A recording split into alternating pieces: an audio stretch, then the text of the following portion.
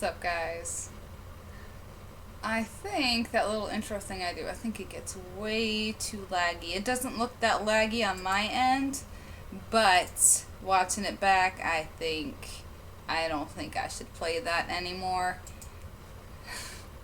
Alrighty, so when I was looking at the time of when they were supposed to reconvene, it says 6:55 p.m. Eastern Time, and I'm like, oh, that's 7:55 my time. No, it's 5:55 my time.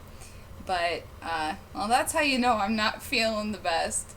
But hey, at least I caught my mistakes, so they should be starting again here soon-ish. You know, who knows. So I'm going to put the stream back on, and I will turn on some tunes until they start again.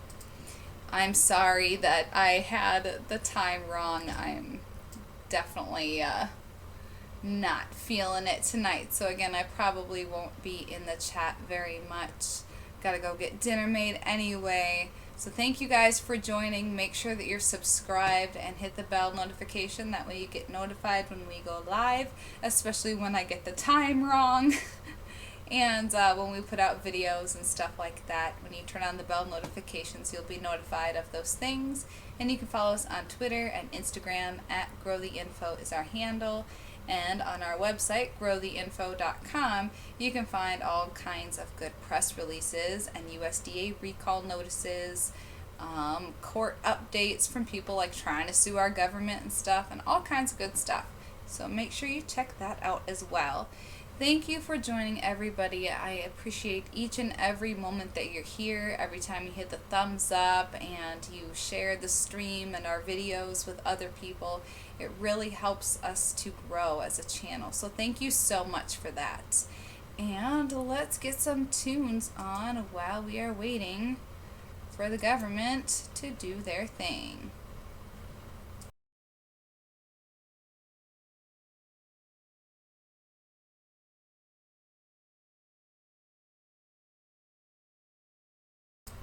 Yeah, see, now they changed it to 7. Even they know that they're going to be late. They're like, yeah, no, we need at least 5 more minutes. And then usually it's like 5 to 10 minutes at least after whatever time they have. So we'll just go ahead and put on some tunes for a little bit.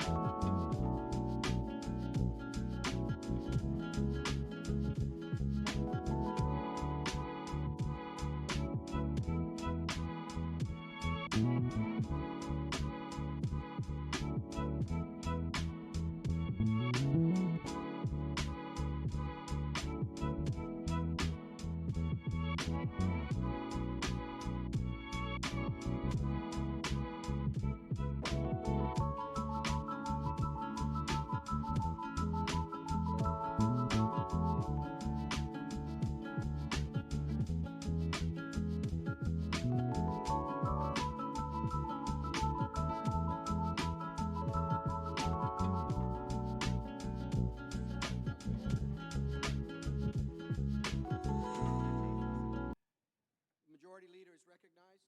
I've consulted with Congressman Schiff, and it looks like roughly 10:30 tonight, so we may need a short break somewhere between now and 10:30. Thank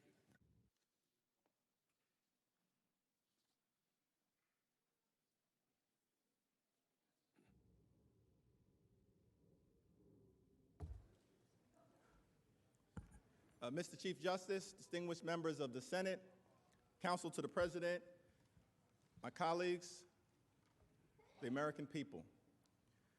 The second official act that President Trump used to corruptly abuse his power was the withholding of an Oval Office meeting with the President of Ukraine. Before we took the break, we started walking through the overwhelming evidence about how President Trump withheld this official White House meeting that was vitally important to Ukraine as part of a corrupt scheme to convince President Zelensky to announce two phony political investigations. These investigations were entirely unrelated to any official U.S. policy and solely benefited President Trump. We talked about why withholding the meeting was so significant to our ally, Ukraine. Ukraine is a fragile democracy under relentless attack from Russian-backed separatists in the east. U.S. support is vitally important to Ukraine in that war. They desperately need our support. They desperately need our assistance. Because of this vast power disparity, President Trump had immense power over Ukraine, and President Trump knew it. So when President Trump asked for a favor on a July 25th call, he knew that President Zelensky would feel incredible pressure to do exactly what President Trump wanted. President Trump used his agents, both his administration appointees and his personal attorney, Rudolph Giuliani, to make clear to Ukraine, even in early July, that much-needed White House meeting that they requested would only occur if they announced these phony political investigations. Now, to be clear, as Ambassador Sondland testified, everyone was in the loop. That includes Acting Chief of Staff Mick Mulvaney, Secretary of State Mike Pompeo, and Secretary of Energy Rick Perry. Even ahead of the July 25th call, Ambassador Sondland was in close, repeated contact with these officials. His mission? Schedule a telephone conversation during which the new Ukrainian leader would personally commit to do the phony investigations sought by President Trump in order to unlock a meeting in the Oval Office. This for that, a quid pro quo. Now, this isn't just based on the testimony of witnesses. It is corroborated by texts and emails as well. Let's look at some of that evidence now. On July 13th, for example, Ambassador Sondland emailed National Security Council official Timothy Morrison and made the case for President Trump to call the Ukrainian leader prior to the parliamentary elections scheduled for July 21st. In that email, as the highlighted text shows, Ambassador Sondland said, the sole purpose of the call was to assure President Trump that investigations will be allowed to move forward. In other words, to get the Oval Office meeting, President Zelensky had to move forward on the phony political investigations, part of the scheme to cheat in the 2020 presidential campaign. This for that. On July 19th, Ambassador Sondland spoke directly with President Zelensky. He spoke directly with President Zelensky to prepare him for a call with President Trump. Ambassador Sondland coached President Zelensky to use key phrases and reassure President Trump of Ukraine's intention to bend to President Trump's will with respect to the phony investigations that President Trump sought. Ambassador Sondland told Kurt Volker that he gave the Ukrainian leader a full briefing. He's got it. That's what Sondland told Volker. In response, Volker texted, most important is for Zelensky to say that he will help with the investigations. That same day, Ambassador Sondland emailed top administration officials, including Acting Chief of Staff Mulvaney Secretary Pompeo, and Secretary Perry to summarize his conversation with Zelensky. In that email, Ambassador Sondland said Zelensky is, quote, prepared to receive POTUS's call.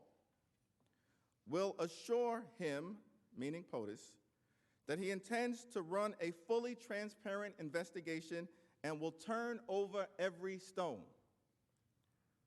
Both Acting Chief of Staff Mulvaney and Secretary Perry responded to the email, noting that the head of state call would be scheduled.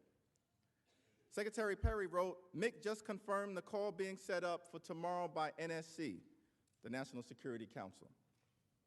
And Mulvaney responded, I asked NSC to set it up for tomorrow. Neither Mulvaney nor Secretary Perry took issue with the fact that Sondland coached Zelensky to yield to President Trump's pressure campaign. But instead, they took steps to connect the two leaders. Everyone was in the loop.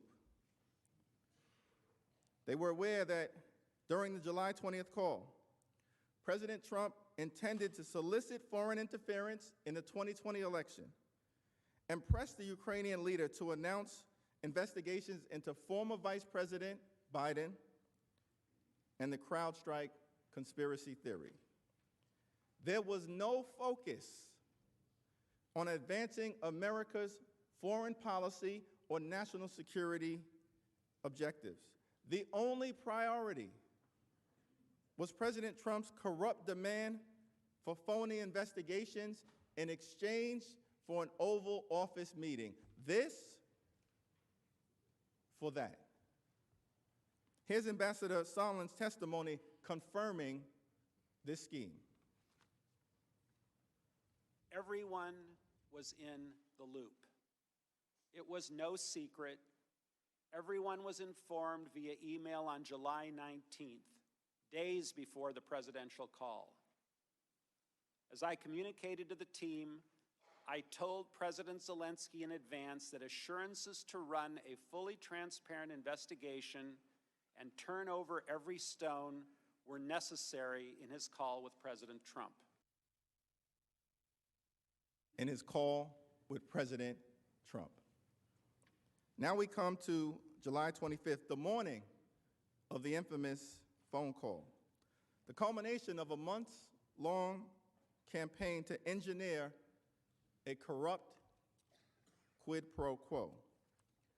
That morning, before the call took place, President Trump provided guidance to Sondland.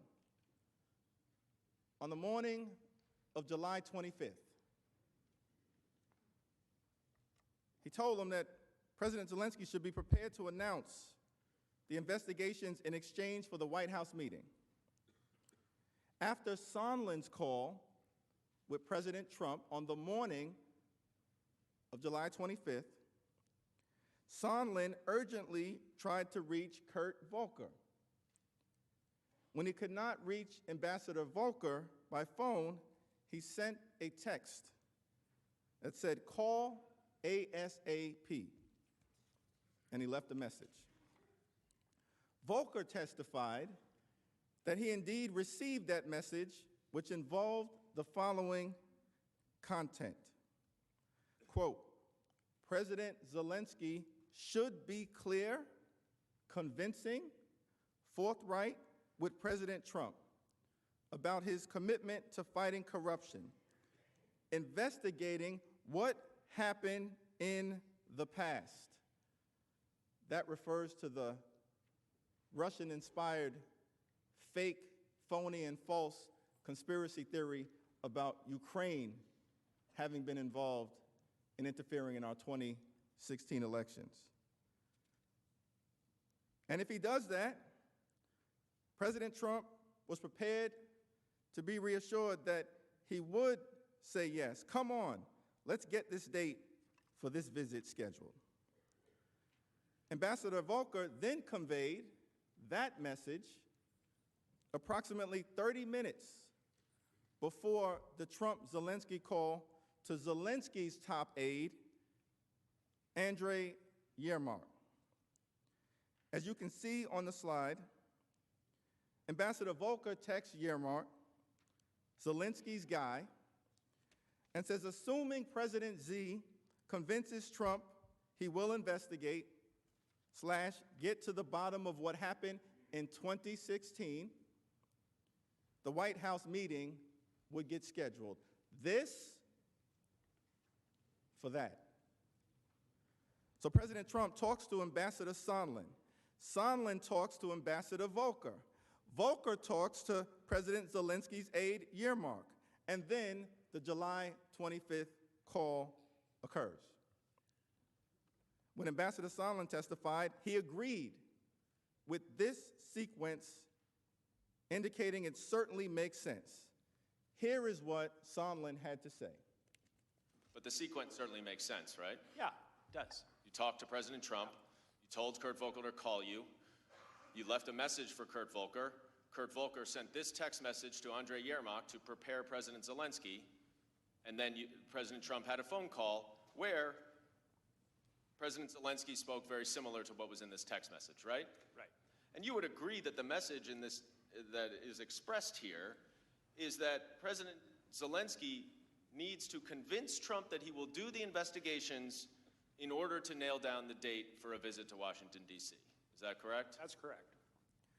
Indeed, on the July 25th call, when President Trump asked for a favor, President Zelensky was ready with the magic words. He said, I also wanted to thank you for your invitation to visit the United States, specifically Washington, D.C. On the other hand, I want to assure you that we will be very serious about the case and will work on the investigation. This for that. Read the transcript, President Trump says. We have read the transcript, and it is damning evidence of a corrupt quid pro quo. The evidence against Donald Trump is hiding in plain sight. During our presentation, we've walked through the serious issues presented in the plain reading of the July 25th call, but now you can see the entire context of how this corrupt parade of horribles unfolded. The quid pro quo was discussed in text messages, emails, voicemails, calls, and meetings amongst top administration officials and top Ukrainian officials. Indeed, President Trump's message was delivered to either President Zelensky or his top aides on 4 different occasions in the month of July. 4 different occasions. On July 2nd in Toronto. On July 10th at the White House. On July 19th, during a call between Zelensky and Ambassador Sondland. And then on July 25th, before the call with the 2 leaders. So before that fateful call on July 25th, President Zelensky understood exactly what needed to be done, a quid pro quo. The evidence of President Trump's grave misconduct does not end with that July 25th call. From that point onward, President Zelensky was on notice that it was President Trump himself who demanded those 2 phony political investigations. After the July 25th call, the Ukrainians followed up with President Trump's direction and began to coordinate with Rudolph Giuliani, the president's political bagman. Acting on the president's orders, U.S. diplomats, including Ambassador Sondland and Ambassador Volker, worked with Mr. Giuliani to continue pressuring Ukraine to announce the phony investigations that President Trump sought, in exchange for that Oval Office meeting. This is corruption and abuse of power in its purest form. Over the next 2 weeks, Mr. Giuliani directed Ambassadors Sondland and Volker to negotiate a public statement from President Zelensky announcing the investigations that President Trump corruptly demanded. Here is how Ambassador Sondland described this August timeframe. Mr. Giuliani conveyed to Secretary Perry, Ambassador Volker, and others that President Trump wanted a public statement from President Zelensky committing to investigations of Burisma and the 2016 election. Mr. Giuliani expressed those requests directly to the Ukrainians, and Mr. Giuliani also expressed those requests directly to us. We all understood that these prerequisites for the White House call and the White House meeting reflected President Trump's desires and requirements. Deputy Assistant Secretary of State George Kent described the pursuit of President Trump's corrupt demands as, quote, infecting U.S. engagement with Ukraine. Here is his full testimony. In mid-August, it became clear to me that Giuliani's efforts to gin up politically motivated investigations were now infecting U.S. engagement with Ukraine, leveraging President Zelensky's desire for a White House meeting. In short, U.S. diplomats responsible for Ukraine policy understood that Giuliani had de facto control over whether the Oval Office meeting would be scheduled and under what circumstances. Mr. Giuliani had been given that level of authority by President Trump, and it was infecting official U.S. policy toward Ukraine. To shake loose the White House meeting, top Ukrainian officials knew that they had to meet with Mr. Giuliani, who John Bolton described as a human hand grenade, who was going to blow everybody up. So on August 2nd, Mr. Giuliani met with Mr. Yermak, President Zelensky's top aide, in Madrid. Giuliani in Madrid, meeting with Zelensky's top aide on August 2nd. Mr. Giuliani made clear in that meeting that President Trump needed more private assurances that Ukraine would pursue the investigations. Mr. Giuliani made clear that President Trump needed a public statement. According to Ambassador Sondland, and this is very important, President Trump did not require that Ukraine actually conduct the investigations in order to secure that White House meeting. The Ukrainian government only needed to announce the investigations because they were phony, and they were simply designed to cheat in the 2020 election, solicit foreign interference, and corrupt our democracy to the benefit of President Trump. So the goal was not the investigations themselves, but the corrupt political benefit that President Trump would receive as a result of these announcements. He also wanted to shake this Russia thing and instead blame Ukraine with the fairy tale that Ukraine interfered in the 2016 election. The facts didn't matter to President Trump. He only cared about the personal political benefit of these sought-after investigative announcements. Over the next few weeks, Ambassadors Sondland and Volker worked with Mr. Yermak to draft a public statement for President Zelensky to issue. Ambassador Volker was also in frequent contact with Rudy Giuliani regarding the content of that statement.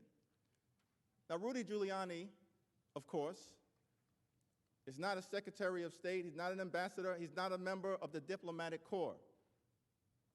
He was working in the political, personal interests of President Trump, interacting with Ukrainian officials.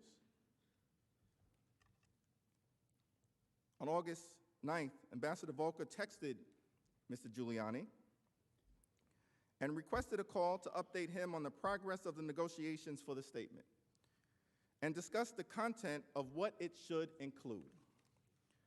Volker said that Yermak had, quote, mentioned Z, President Zelensky, making a statement. He suggested that he and Mr. Giuliani get on the phone to make sure I advise Zelensky correctly as to what he should be saying. Later that afternoon, Ambassador Sondland suggested to Ambassador Volker that they obtain a draft statement from the Ukrainian government to avoid misunderstandings, or in other words, make sure that President Trump's political objectives were met. Ambassador Sondland also reiterated that President Trump would not be satisfied by a vague statement. The Ukrainian leader needed to commit to the phony investigations in explicit terms in order to secure the sought-after Oval Office meeting. This for that. Call records subpoenaed by the House show multiple communications between Ambassador Sondland and Mr. Giuliani on the one hand, and numbers associated with the Office of Management and Budget and the White House on the other. On August 8th, around the time of direct communications between Mr. Giuliani and Mr. Yermak, Mr. Giuliani communicated repeatedly with the White House, sending or receiving 6 text messages and completing several calls. Most notably, late in the evening on August 8th, Mr. Giuliani called the White House in a highly distinctive pattern. At 8:53 p.m., Giuliani texted a White House number. At 10:09, a number identified only as -1 in the White House call records called Mr. Giuliani 5 times in rapid succession. 2 minutes later, Mr. Giuliani attempted to return the call, trying an Office of Management and Budget number, then the White House Situation Room, then the White House switchboard. At 10:28, 16 minutes after Mr. Giuliani tried to call the White House back frantically, Situation Room, Office of Management and Budget, switchboard. 16 minutes after Mr. Giuliani tried to call the White House back, Giuliani and the -1 number connected for 4 minutes and 6 seconds. We should be clear. We do not know what Mr. Giuliani said or even who he talked to. We do not know who was on the other end of that mysterious call with the -1. President Trump refused to produce documents and ordered key witnesses not to testify, hiding part of the truth from the American people. He obstructed our congressional investigation. But we do know that Rudolph Giuliani frantically called the White House late into the night. We do know that he talked to someone at 1600 Pennsylvania Avenue. And we know that Mr. Giuliani likely talked about the drug deal that John Bolton characterized. Over the next few days, President Zelensky's aide, Mr. Yermak, exchanged drafts of the public statement with Ambassadors Volker and Sondland, who consulted on these drafts with Mr. Giuliani. The Ukrainian officials appeared to finally relent. They agreed to Mr. Giuliani's specific language about the phony political investigations in exchange for the Oval Office meeting. On August 10th, Yermak texted Volker that the Ukrainians were willing to make the requested statements, but only if they received a date for the White House meeting first. Mr. Yermak texted, quote, "I think it's possible to make this declaration and mention all these things." Yermak, again, is Zelensky's top guy. He later wrote, "The statement would come out after we receive a confirmation of a date for the White House visit." Ambassador Volker counter-proposed. They would iron out the statement in private, use that to get the date for the meeting in the Oval Office, and then President Zelensky would make the public statement. This for that. Mr. Yermak countered, "Once we have a date, we will call for a press briefing announcing upcoming visit and outlining vision for the reboot of the U.S.-Ukraine relationship, including, among other things, Burisma and election meddling and investigations." That was a specific reference to President Trump's corrupt demands. 2 days later, Mr. Yermak sent the draft statement, but the statement did not reference Burisma or the 2016 election. As soon as Mr. Yermak sent the statement, what did Ambassadors Sondland and Volker do? They sought a call with Rudolph Giuliani to see if the statement would suffice. They needed to check in with Mr. Giuliani, who was leading the charge to lock down the corrupt quid pro quo. Let's listen to Ambassador Volker. This is the first draft of that from Mr. Yermak after the conversations that we had. And it does not mention Burisma or the 2016 election interference, correct? It does not. And you testified in your deposition that you and Ambassador Sondland and Mayor Giuliani had a conversation about this draft after you received it. Is that right? That is correct. And Mr. Giuliani said that if the statement did not include Burisma and 2016 election, it would not have any credibility. Is that right? That's correct. Mr. Giuliani, acting on behalf of President Trump, made clear that the statement from the Ukrainians had to target Vice President Biden for the reasons outlined earlier today. And it had to mention the conspiracy theory about Ukraine interfering in the 2016 election. After Mr. Giuliani conveyed this on the telephone call, Ambassadors Volker and Sondland texted Mr. Yermak and requested a call to convey that message. Ambassador Volker says, "Hey, Andre, we spoke with Rudy. When is good to call you?" And Ambassador Sondland makes clear the urgency, texting, "Important. Do you have 5 minutes?" Now, Ambassador Volker made clear to Mr. Yermak that the statement needed the two key items Mr. Giuliani required for the president. Here's Ambassador Volker's testimony to that effect. Hi, Andre. Good talking. Following his text with insert at the end for the two key items, we will work on official request. And then you'll see the highlighted portion of the next text. The other is identical to your previous one, and then it just adds, including these involving Burisma and the 2016 elections. Is that right? That is correct.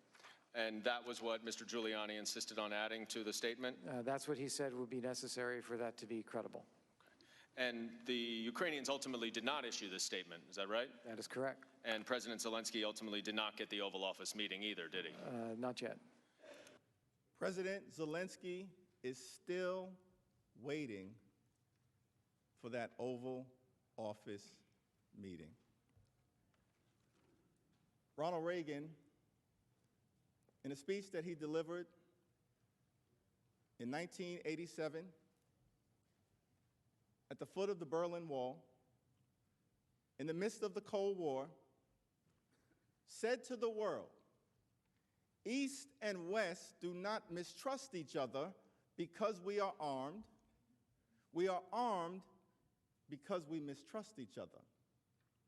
And our differences are not about weapons, but about liberty.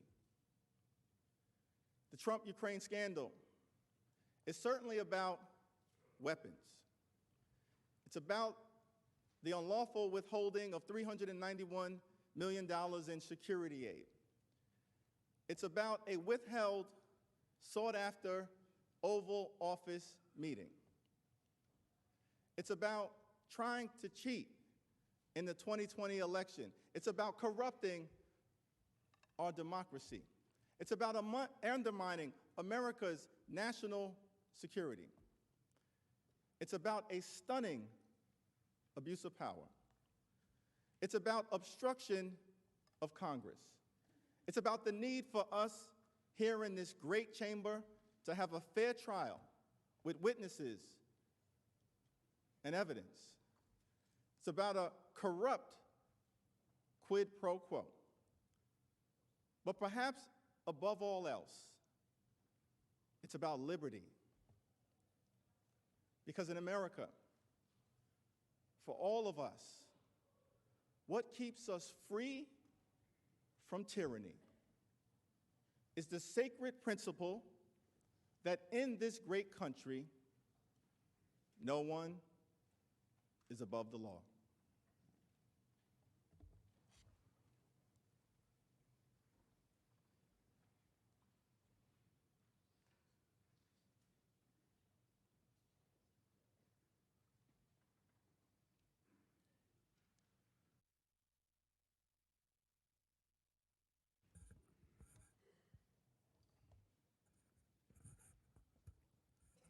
Mr. Chief Justice, Senators, President's Council, we reviewed the mountain of evidence that proves the President's officials act in his scheme.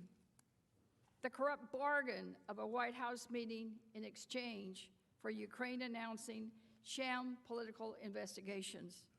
You heard from each relevant witness with first-hand knowledge of the President's corrupt scheme: Sondland, Taylor, Volker, Hill, and Vindman.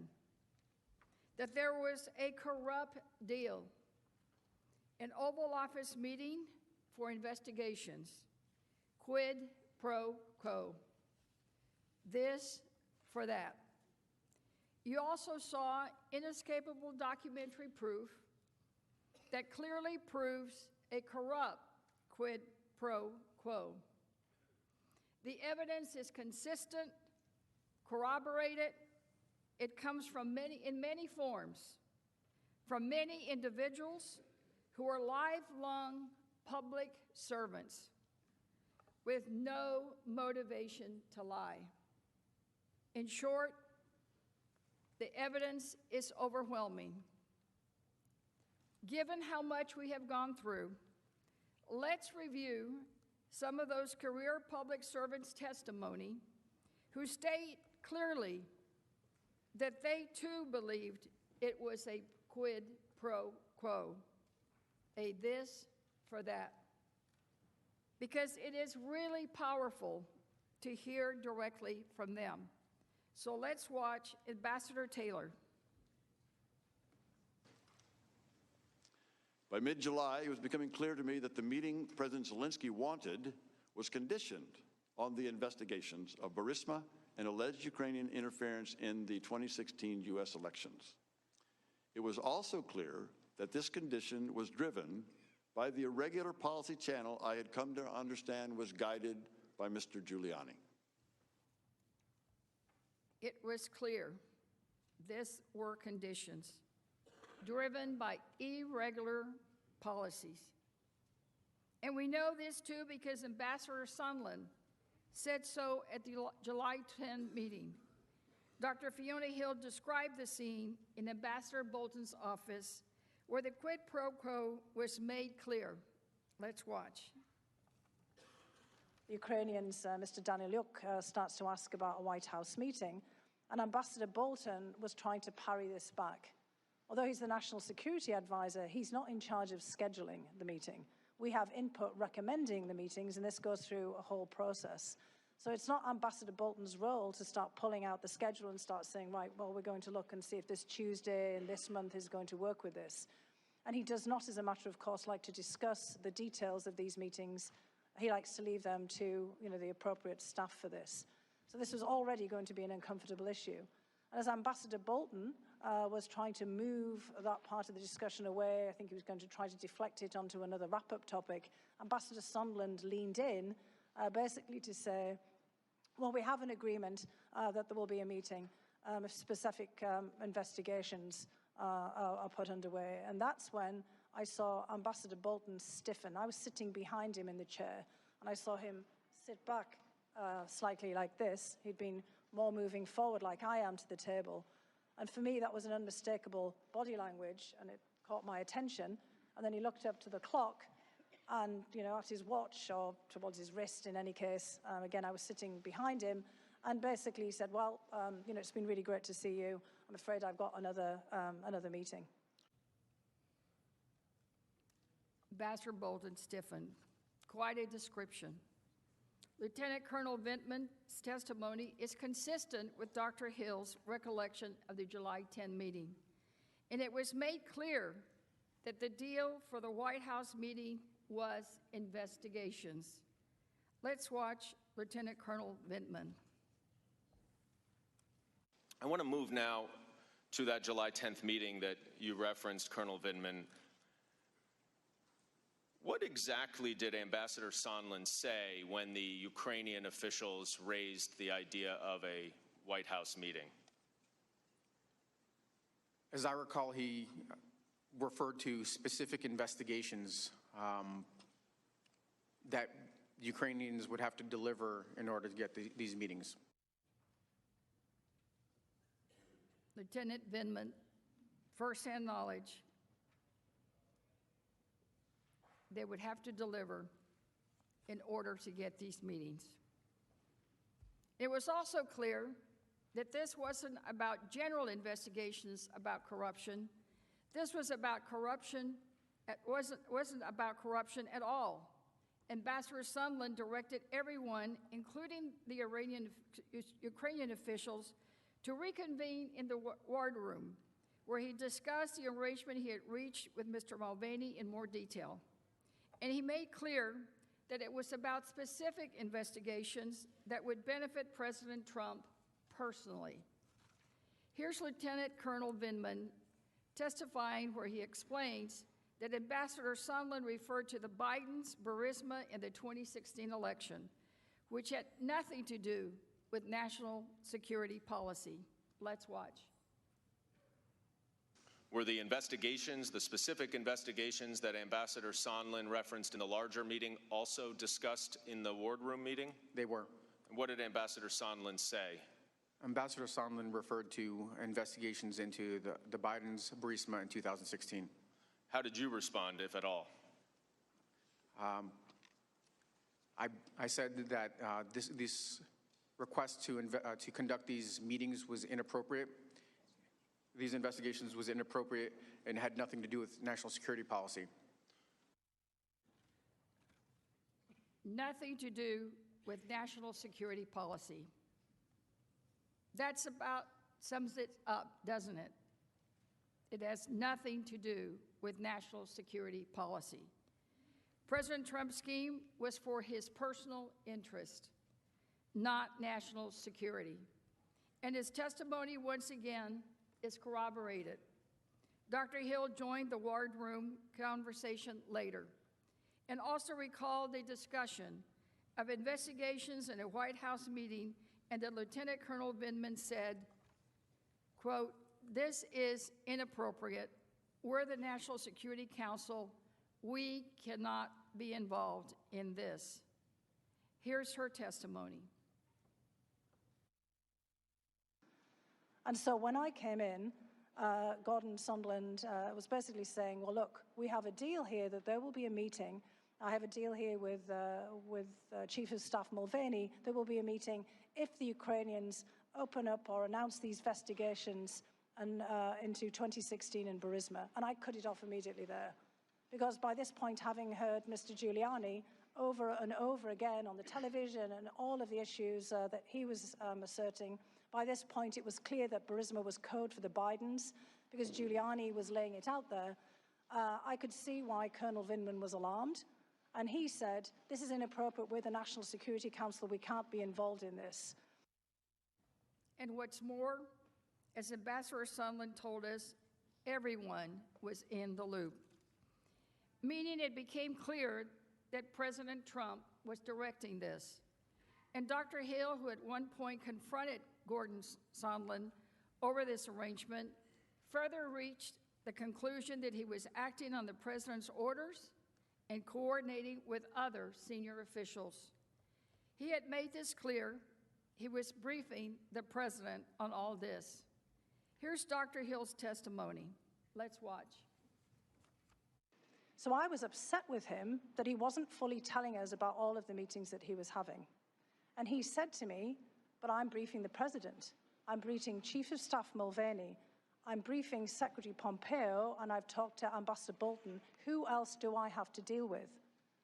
And the point is we have a robust interagency process that deals with Ukraine. It includes Mr. Holmes. It includes Ambassador Taylor as the chargé in Ukraine. It includes a whole load of other people. But it struck me yesterday when you put up on the screen Ambassador Sondland's emails and who was on these emails, and he said these. Hey guys, I just wanted to let you know that Wuhan coronavirus, the novel coronavirus that has been spreading all over the place, it has now been confirmed in Singapore as well. So China, Taiwan,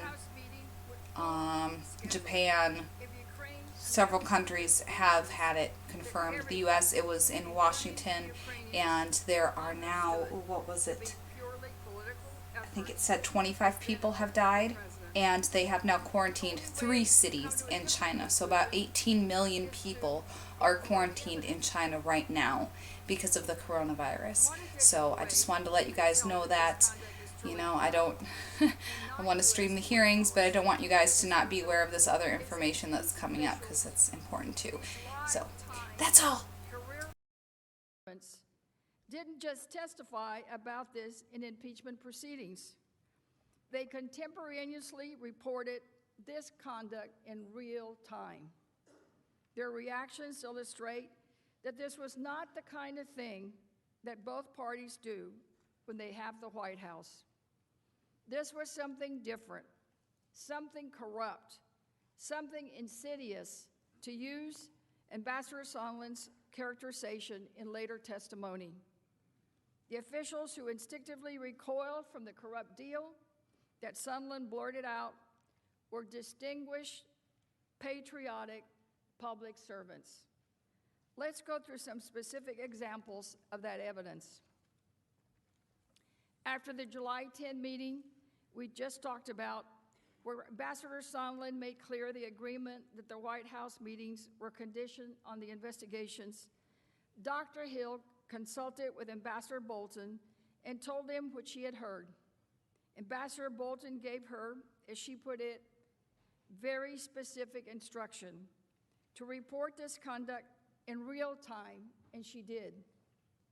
Here is her testimony. Let's watch. A specific instruction was that I had to go to the lawyers, to John Eisenberg, our senior counsel for the National Security Council, to basically say, you tell Eisenberg, Ambassador Bolton told me, that I am not part of this whatever drug deal that Mulvaney and Sondland are cooking up. What did you understand him to mean by the drug deal that Mulvaney and Sondland were cooking up? I took it to mean investigations for a meeting. Did you go speak to the lawyers? I certainly did. Again, investigations for a meeting, the quid pro quo. Consistent with Dr. Hill's recounting, after both the July 10 meeting and the July 25 call, Lieutenant Vindman reported that he had learned to the lawyers Here he is discussing that later interaction. Let's see it. And you went immediately and you reported it, didn't you? I did, Why? because that was my duty. Lyndon Vindman said he reported this conduct again because that was his duty.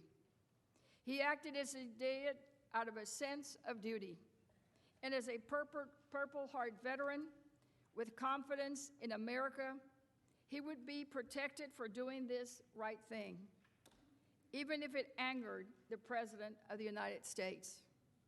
His father, who fled the Soviet Union to come to this country, worried about his son fulfilling that duty. Here was Colonel Vindman's message to his father. Let's listen. Dad, my sitting here today in the U.S. Capitol talking to our elected officials is proof that you made the right decision 40 years ago to leave the Soviet Union and come here to the United States of America in search of a better life for our family. Do not worry, I'll be fine for telling the truth. You realized when you came forward out of sense of duty that you were putting yourself in direct opposition to the most powerful person in the world. Do you realize that, sir? I knew I was assuming a lot of risk. And I'm struck by that word, don't worry, that phrase, do not worry, you addressed to your dad. Was your dad a warrior? He did serve. It was a different military, though. And he would have worried if you were putting yourself up against the President of the United States, is that right? He deeply worried about it because in his context, there was the ultimate risk. And why do you have confidence that you can do that and tell your dad not to worry? Congressman, because this is America. This is the country I've served and defended, that all of my brothers have served, and here, right matters. Thank you, sir. Yield back. Imagine he had to tell his father, do not worry, I'll be fine for telling the truth. It was his duty because in America, right matters. President Trump has suggested that all of the witnesses are never Trumpers. That couldn't be further from the truth.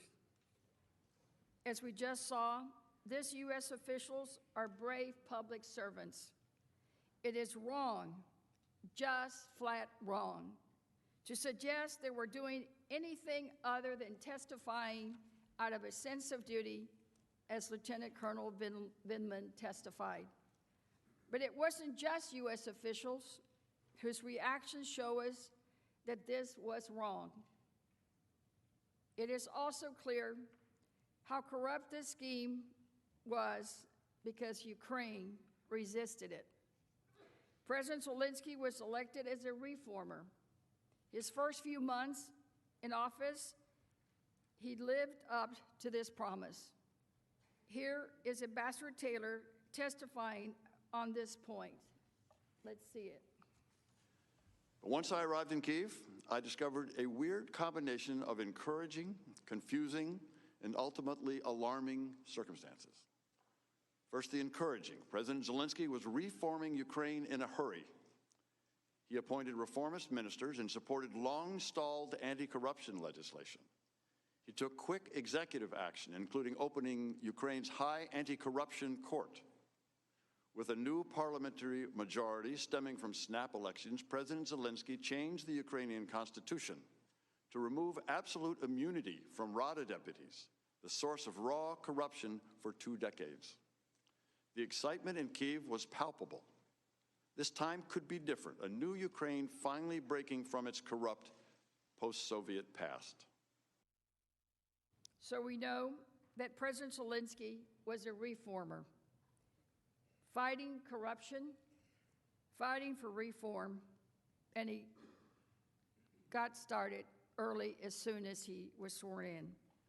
We know that President Zelensky's agenda was in our U.S. national interest. In fact, every witness testified that President Zelensky deserved America's support. and that they told President Trump that. So keeping that in mind, it is extremely telling what President Zelensky and his aides were saying behind closed doors. They were concerned about being dragged into President Trump's scheme. They recognized the political peril of going along with the president's corrupt scheme. We know that from the case for many reasons. But let's look at some of the evidence showing that now. First, the Ukrainians made their concerns clear directly to U.S. officials. On July 20, just days ahead of the July 25 call, Ambassador Taylor spoke with President Zelensky's national security advisor. He then conveyed to Ambassador Sondland and Volker that the Ukrainian leader, quote, did not want to be used as a pawn in a U.S. re-election campaign. Here's Ambassador Taylor explaining what he understood that to mean. Let's watch. What did you understand it to mean when that Zelensky had concerns about being an instrument in Washington domestic re-election politics? Mr. Daniluk understood that these investigations were pursuant to Mr. Giuliani's request to develop information, to find information about Burisma and the Bidens. This was very well known in public. Mr. Giuliani had made this point clear in several instances in the beginning, in the springtime, and Mr. Daniluk was aware that that was a problem. And would you agree that because President Zelensky is worried about this, they understood at least that there was some pressure for them to pursue these investigations? Is that fair? Mr. Daniluk indicated that President Zelensky certainly understood it, that he did not want to get involved in these type of activities. As the slide shows, on July 21, Ambassador Taylor relayed the same message to Ambassadors Volker and Sondland, making clear, quote, President Zelensky is sensitive about Ukraine being taken seriously, not merely as an instrument in Washington domestic politics. But Ambassador Sondland did not back down. Instead, Ambassador Sondland reinforced the importance that President Zelensky reassure President Trump of his commitment to the investigations. He said, quote, absolutely, but we need to get the conversation started and the relationship built, irrespective of the pretext. I am worried about the alternative. The pretext that Ambassador Sondland referred to was President Trump's requirement that Ukraine announce investigations that would benefit him personally and politically. He wanted help in cheating. And it wasn't just Ambassador Taylor. Deputy Assistant Secretary George Kent, too, testified that Ukraine was, quote, very uncomfortable when the issue of investigations was raised during the negotiations of the statement in August of 2019. As the slide shows, Mr. Kent said, quote, I had a conversation with Sergei Taylor in which he indicated that Special Representative Volker had been engaging with Andriy Yermak, that the president and his private attorney, Rudy Giuliani, were interested in the initiation of investigations, and that Yermak was very uncomfortable when this was raised with him, and suggested that if that were the case, if that were really the position of the United States, it should be done officially and put in writing. And I told Bill Taylor, that's wrong, and we shouldn't be doing that as a matter of U.S. policy. And when asked, what did he say? Mr. Kent said, quote, he said he agreed with me.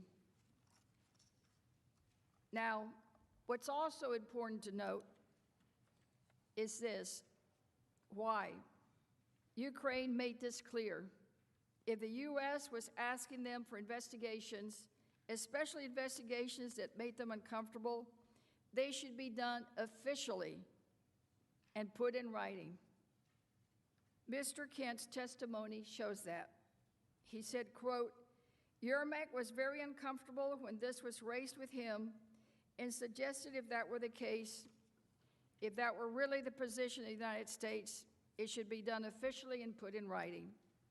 And this wasn't the only time. On August 13, Mr. Yermak asked Ambassador Volker, quote, whether any request had ever been made by the United States to investigate election interference in 2016. Now, this makes sense.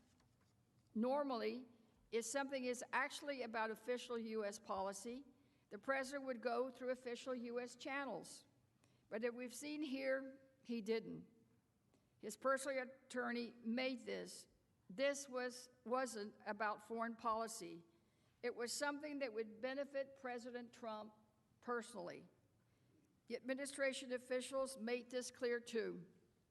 There were undisputed testimony that the investigations were not part of U.S. policy. In fact, they diverged with the U.S. national security and our nation's values.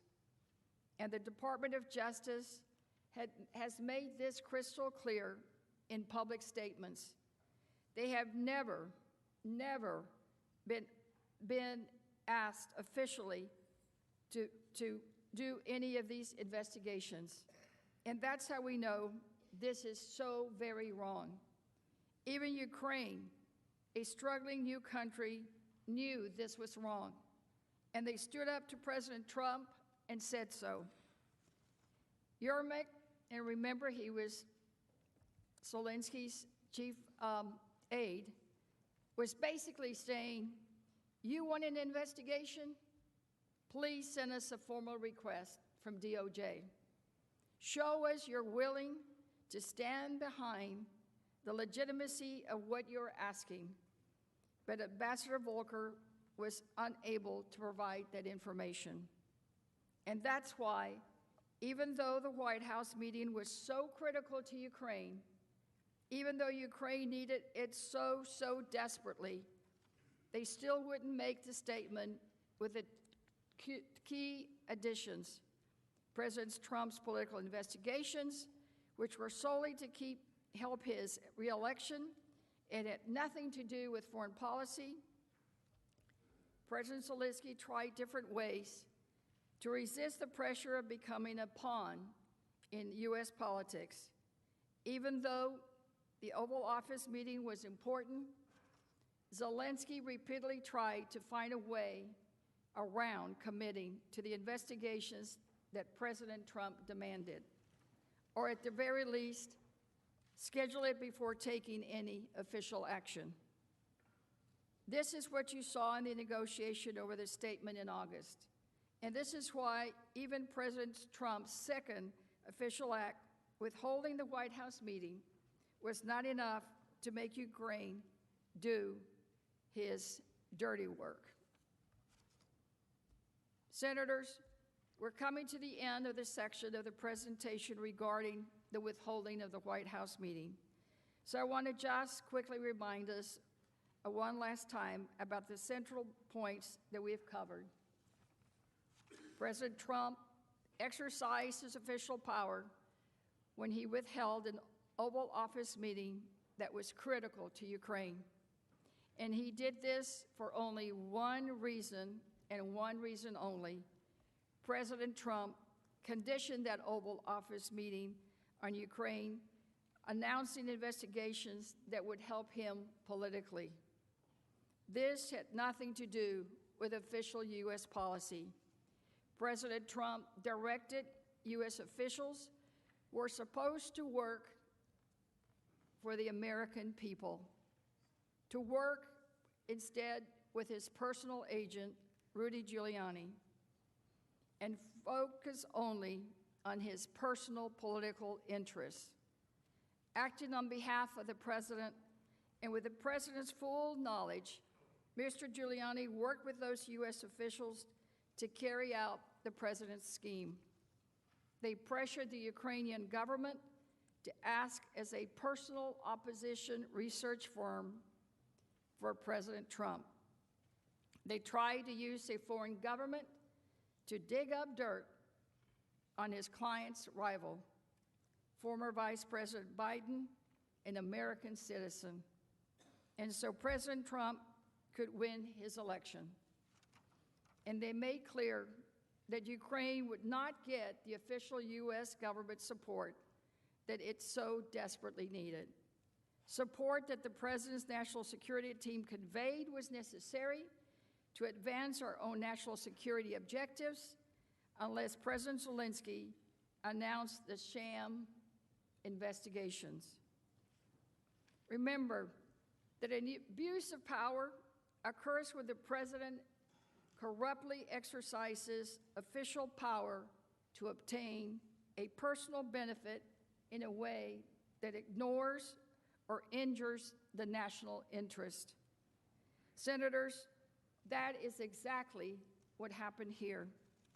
By withholding a White House meeting, President Trump used official power to corruptly pressure Ukraine. Indeed, the entire quid pro quo, the this for that, the entire campaign to use the Oval Office meeting as some kind of asset for the president's reelection campaign was corrupt. Officials knew this. Ukrainians knew this too. And I think deep down, we all know it. And I think the American people know it. Senators, I ask you this one question. Is that not an abuse of power? Was it okay? If it's not an abuse of power, then what is?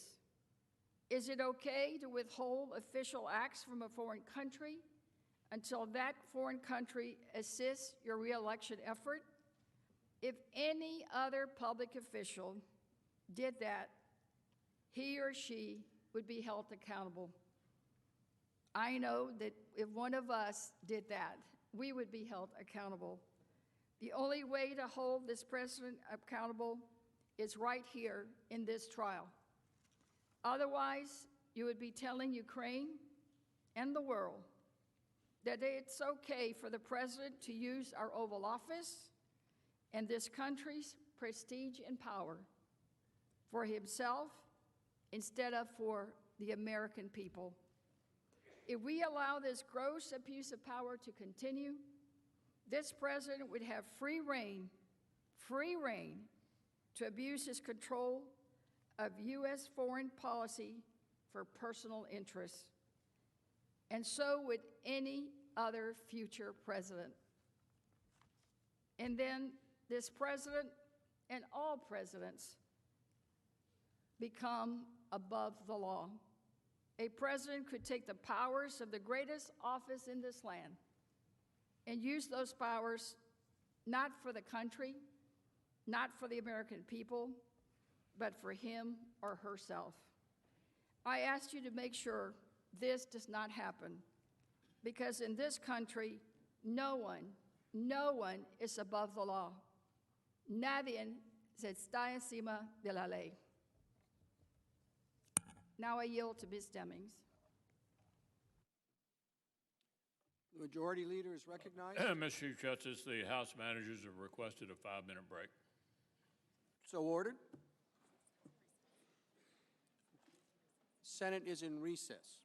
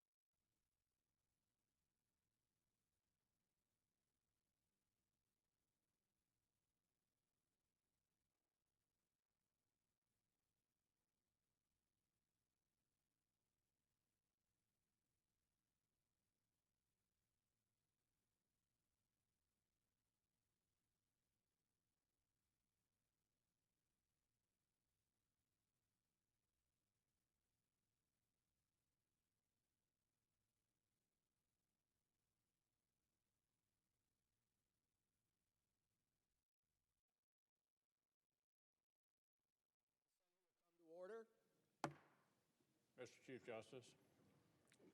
The Majority Leader is recognized. If I may, one brief announcement. In the morning, there'll be a coronavirus briefing for all members at 10:30. Senator Alexander and Senator Murray are involved in that. The location will be emailed to your office.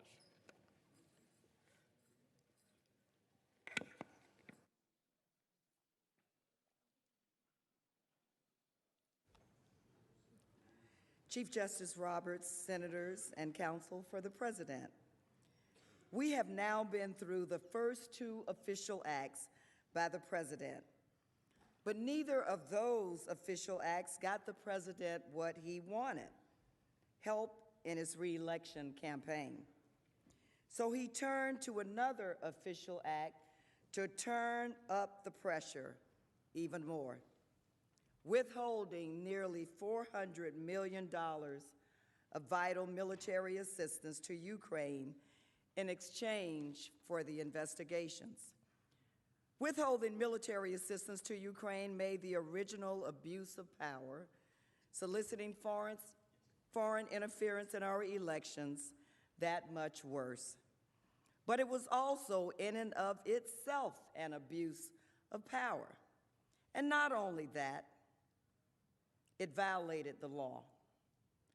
It was illegal. The Government Accountability Office, a nonpartisan independent agency, concluded that President Trump's hold on the security assistance clearly violated the Impoundment Control Act, a law that Congress enacted to curb President Nixon's own abuse of power.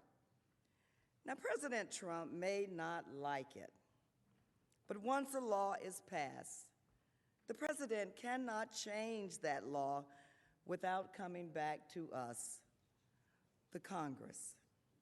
And President Trump did not just break the law, he jeopardized our national security, because Ukraine's national security is our national security. How?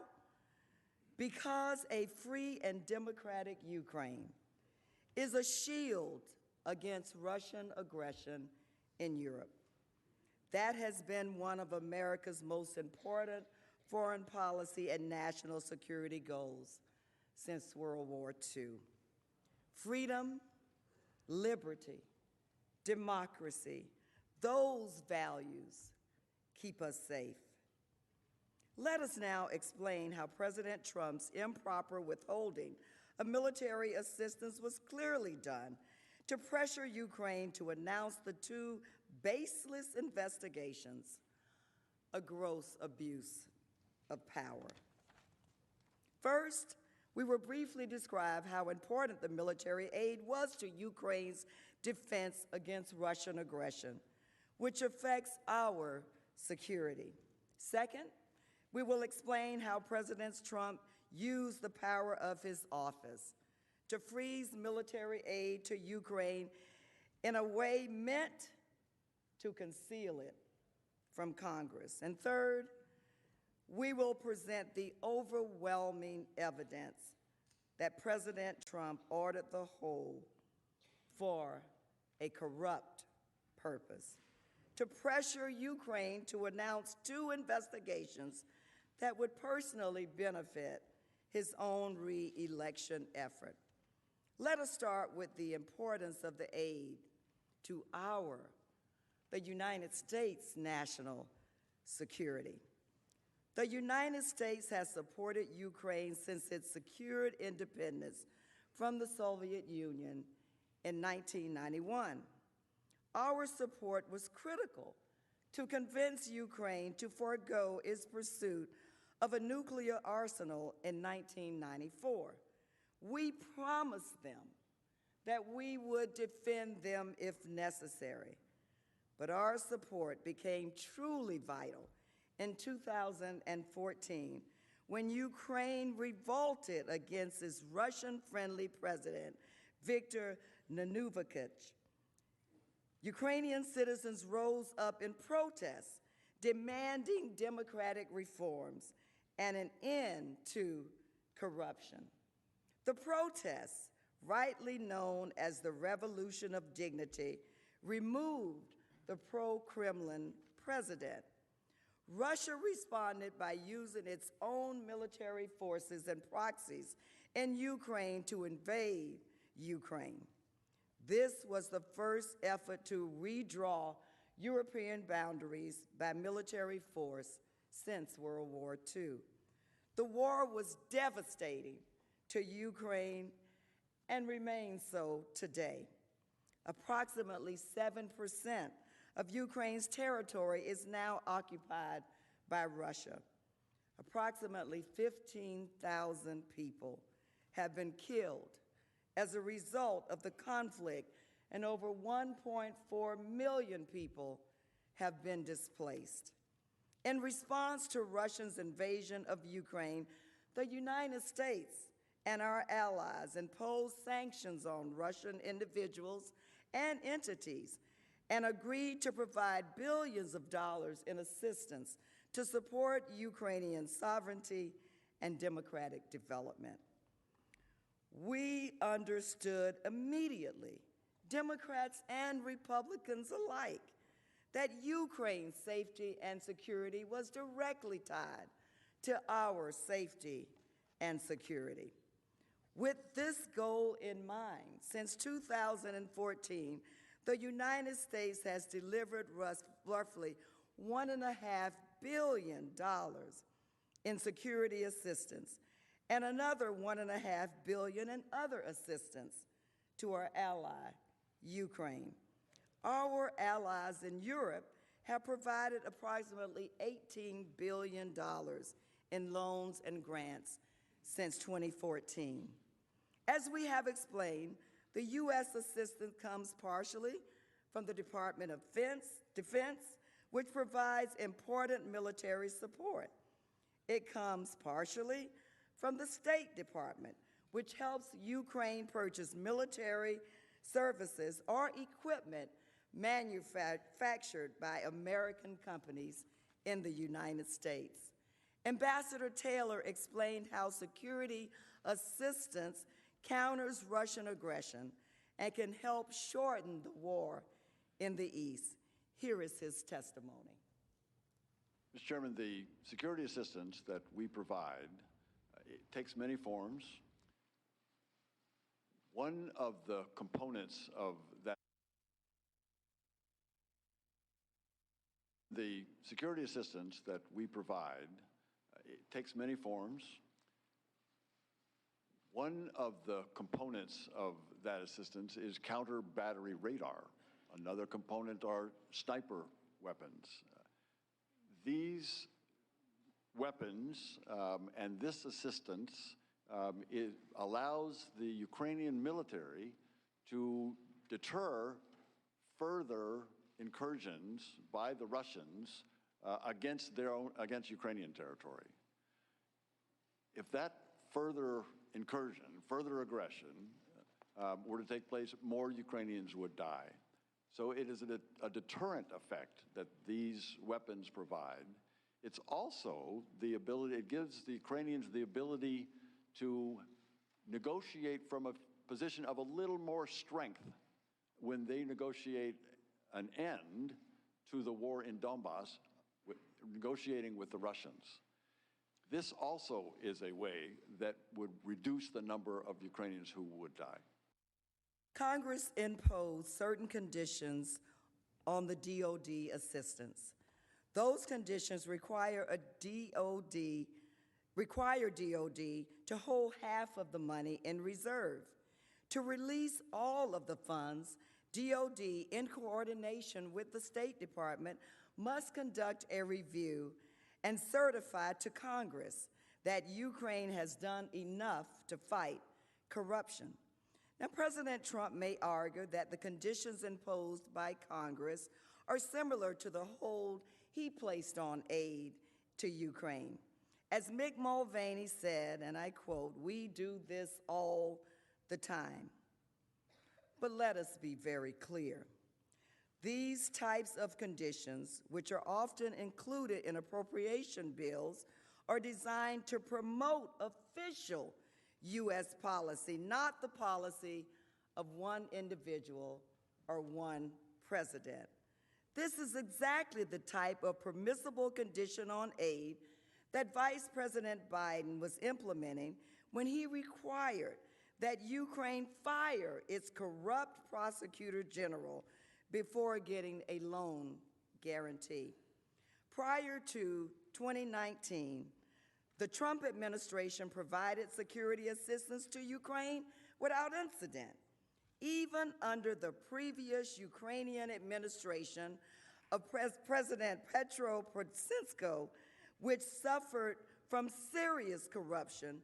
President Trump allowed $510 million in 2017 and $559 million in 2018 to flow unimpeded to Ukraine. But in the summer of 2019, without any explanation, President Trump abruptly withheld the security assistance to Ukraine. So what had changed by July of 2019? Congress had appropriated the funds. President Trump had signed it into law. The Department of Defense had certified that Ukraine was meeting the required anti-corruption reforms. In fact, DOD had begun to spend the funds. So what happened? Well, in April, two critical things happened. First, Joe Biden publicly announced his campaign for president. Second, the Mueller investigation concluded that Russia interfered in the 2016 U.S. elections to assist the Trump campaign, and that the Trump campaign had extensive contacts with Russians and even took advantage of some of the Russian efforts. The evidence shows that the only logical reason, and we deal in what's reasonable, President Trump withheld the aid, it was to undermine these threats to his political future.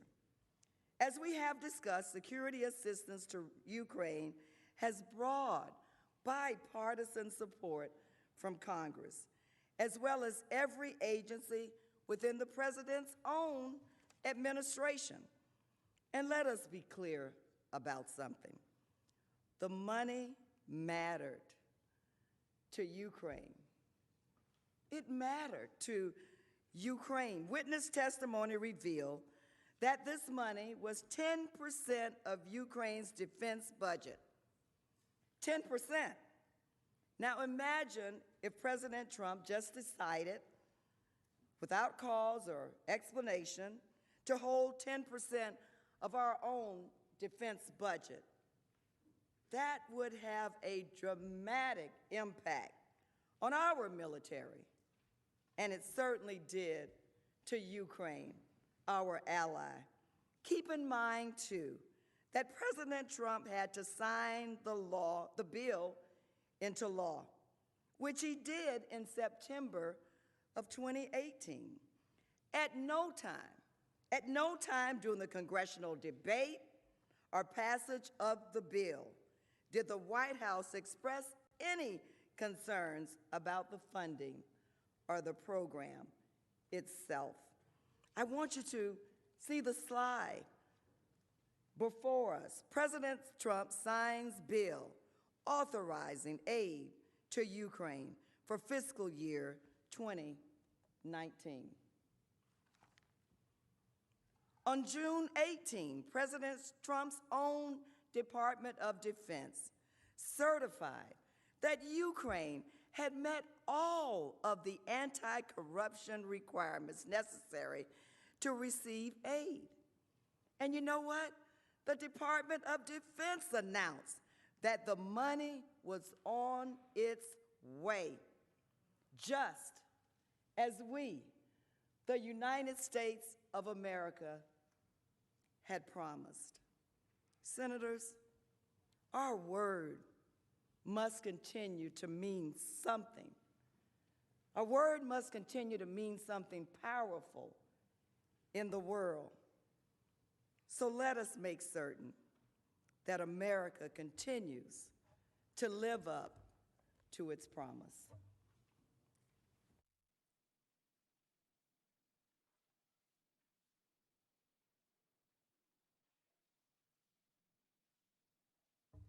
Mr. Chief Justice and Senators, thank you so much for the attention that you have given to our presentation throughout this day. It's a long day. You're here without your cell phones or any access to other information. It's not easy, but you're paying attention, and the country and the managers thank you for that.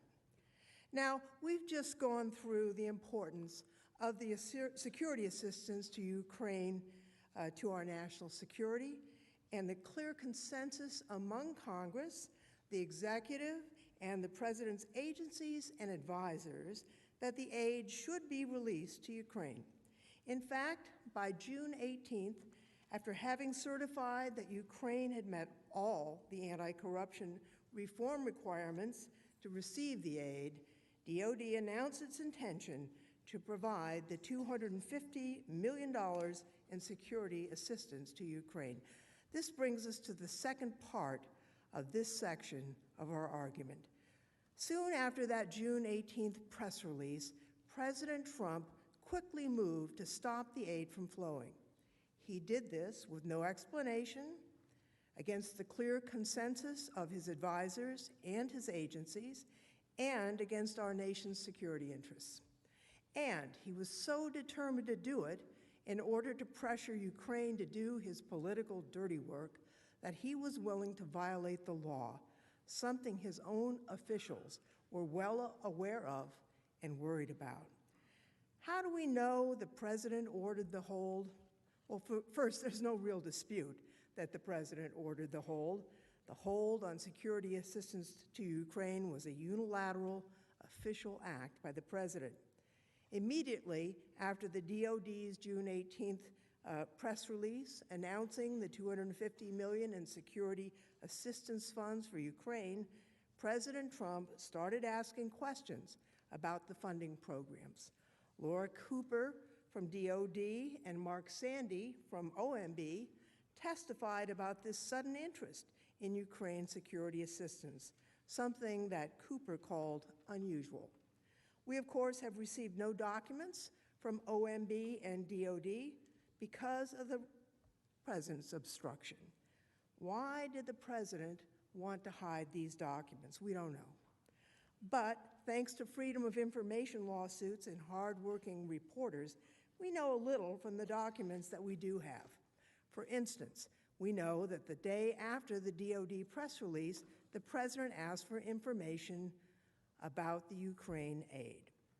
On June 19th, Michael Duffy, the Associate Director for National Security Programs at OMB, sent an email to Elaine McCusker, the DoD controller, with an article by the Washington Examiner reporting that, quote, Pentagon to send $250 million in weapons to Ukraine. In Duffy's email, he asked McCusker the following general question.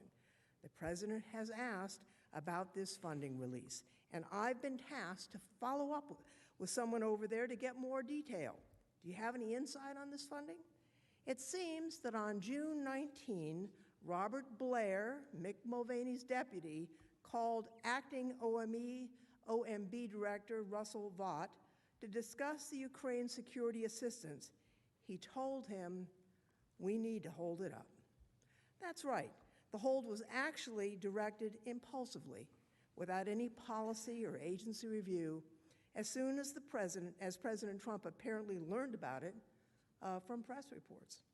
And we know what was on the president's mind about Ukraine that day because President Trump gave a phone interview with Sean Hannity on Fox News. During the interview, he mentioned the so-called CrowdStrike conspiracy theory that blames Ukraine rather than Russia for interfering in the 2016 election. Remember that President Trump raised the CrowdStrike theory a month later during his July 25th call with President Zelensky. And of course, as has been said many times, that theory has been completely refuted by U.S. intelligence agencies as well as the president's own hand-picked senior advisors. The New York Times also reported that on June 27th, Mick Mulvaney sent Blair an email. Mulvaney wrote, "I'm just trying to tie up some loose ends. Did we ever find out about the money for Ukraine and whether we can hold it back?" What was Blair's response to Mulvaney? That it was possible to hold the security assistance, but Blair warned, expect Congress to become unhinged. Now, Blair, who'd previously worked for Congress, knew that Congress would be unhinged because there was overwhelming bipartisan support for Ukraine. Congress had already authorized the release of the funds. DOD had already told Congress and the world that it was going to spend the $250 million on Ukraine security assistance, and it had already started to do so. Mark Sandy, the senior career official at OMB responsible for this type of aid, couldn't recall any other time in his 12-year career at OMB when a hold had been placed on security assistance after a congressional notification was made. Later, if the President's Counsel starts listing other times that aid has been held, ask yourself 3 questions. 1, had Congress already cleared the money to be released? 2, was there a significant geopolitical development in that country? And 3, did the GAO determine that the hold was illegal, in part because Congress was not notified? Here, the money had been cleared. There was nothing new or important in Ukraine to disrupt the aid, just that a true anti-corruption reformer was elected. The hold was illegal. From Freedom of Information releases and press reports, we know about just a few of the many documents being hidden from you about how the hold began. Given President Trump's obstruction, with the facts that have come to light through Freedom of Information Act lawsuits and news reporting, you may assume the documents that are being withheld would probably incriminate the president. Otherwise, why wouldn't he have provided them? If he had a legitimate executive privilege claim, he could follow the rules and make each claim. Instead, he just said no to everything. By mid-July, the president had put a hold on all the money. Jennifer Williams, special advisor to Vice President Pence for Europe, learned about the hold on July 3. She said it came out of the blue and hadn't previously been discussed by OMB or the National Security Council. The hold was never discussed with any policy experts in any of the relevant agencies. Now, that's remarkable. President Trump ordered a hold on congressionally appropriated funds without the benefit of any interagency deliberation, consultation, or advice. The evidence shows the president's hold was an impulsive decision unrelated to any American policy. On July 12th, Robert Blair, Mulvaney's deputy, emailed Duffy at OMB. He said, quote, "The president is directing a hold on military support funding for Ukraine." This is according to Sandy, the career officer at OMB, who got a copy of the email. Now, we don't have a copy of the email because of the president's obstruction. But here's what we do know from Mr. Sandy's description of the email, as well as testimony from other witnesses. The hold was not part of a larger review of foreign aid. We do know it was not the result of a policy debate about what was best for America, and it came out of the blue. We now know why it was done, to turn the screws on Ukraine, to provide political help for the president. The hold was immediately suspect simply because of its timing. Duffy later asked Blair about the reasons for the hold. Blair gave no explanation. Instead, he said, quote, "We need to let the hold take place and then revisit the issue with the president." Blair either didn't know the reason or wouldn't share the real reason because it was corrupt. It sure would be nice to know what Blair knew about the reason for the hold and what Duffy knew.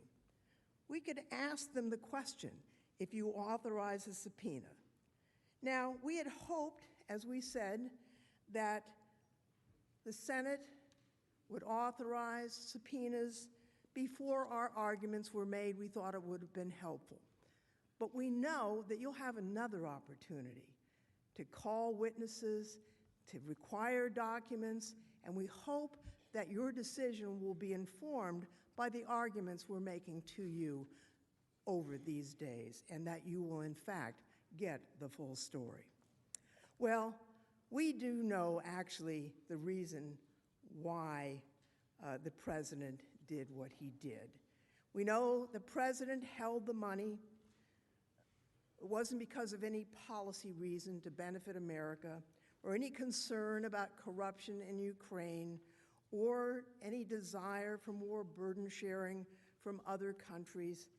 It was because the president was upset that Ukraine was not announcing the investigations that he wanted, because he wanted to ramp up the pressure to force them to do it.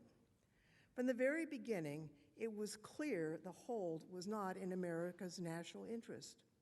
Those within the U.S. government responsible for Ukraine's security and for shaping and implementing U.S. foreign policy were caught off guard by the president's decision. Support for the aid and against the hold was unanimous, forceful, and unwavering. The president can call Ukraine policy experts unelected bureaucrats all he wants, but those are officers charged with implementing his official policy, developed by the president himself, which was also a product of congressional action. Anyway, it wasn't just the career officers. President Trump's own politically appointed senior officials, his cabinet members, also opposed the hold. Why? Because it was against our national interest. But the president wasn't persuaded by arguments about national interest. Why? Because the hold had nothing to do with the national interest. It had to do with the interests of just one person, Donald J. Trump. The demand for Ukraine to announce these investigations was not a policy decision, but a personal decision by the president to benefit his own personal interests. At an NSC-led meeting on July 8th, OMB announced that President Trump had directed a hold on Ukraine security assistance. The news shocked meeting participants. Ambassador Taylor testified that he and others on the call sat in astonishment when they learned about the hold. He immediately realized one of the key pillars of our strong support for Ukraine was threatened. David Holmes, political counselor at the U.S. Embassy in Kiev, testified he was shocked and thought the hold was extremely significant because it undermined what he understood to be long-standing U.S. policy in Ukraine.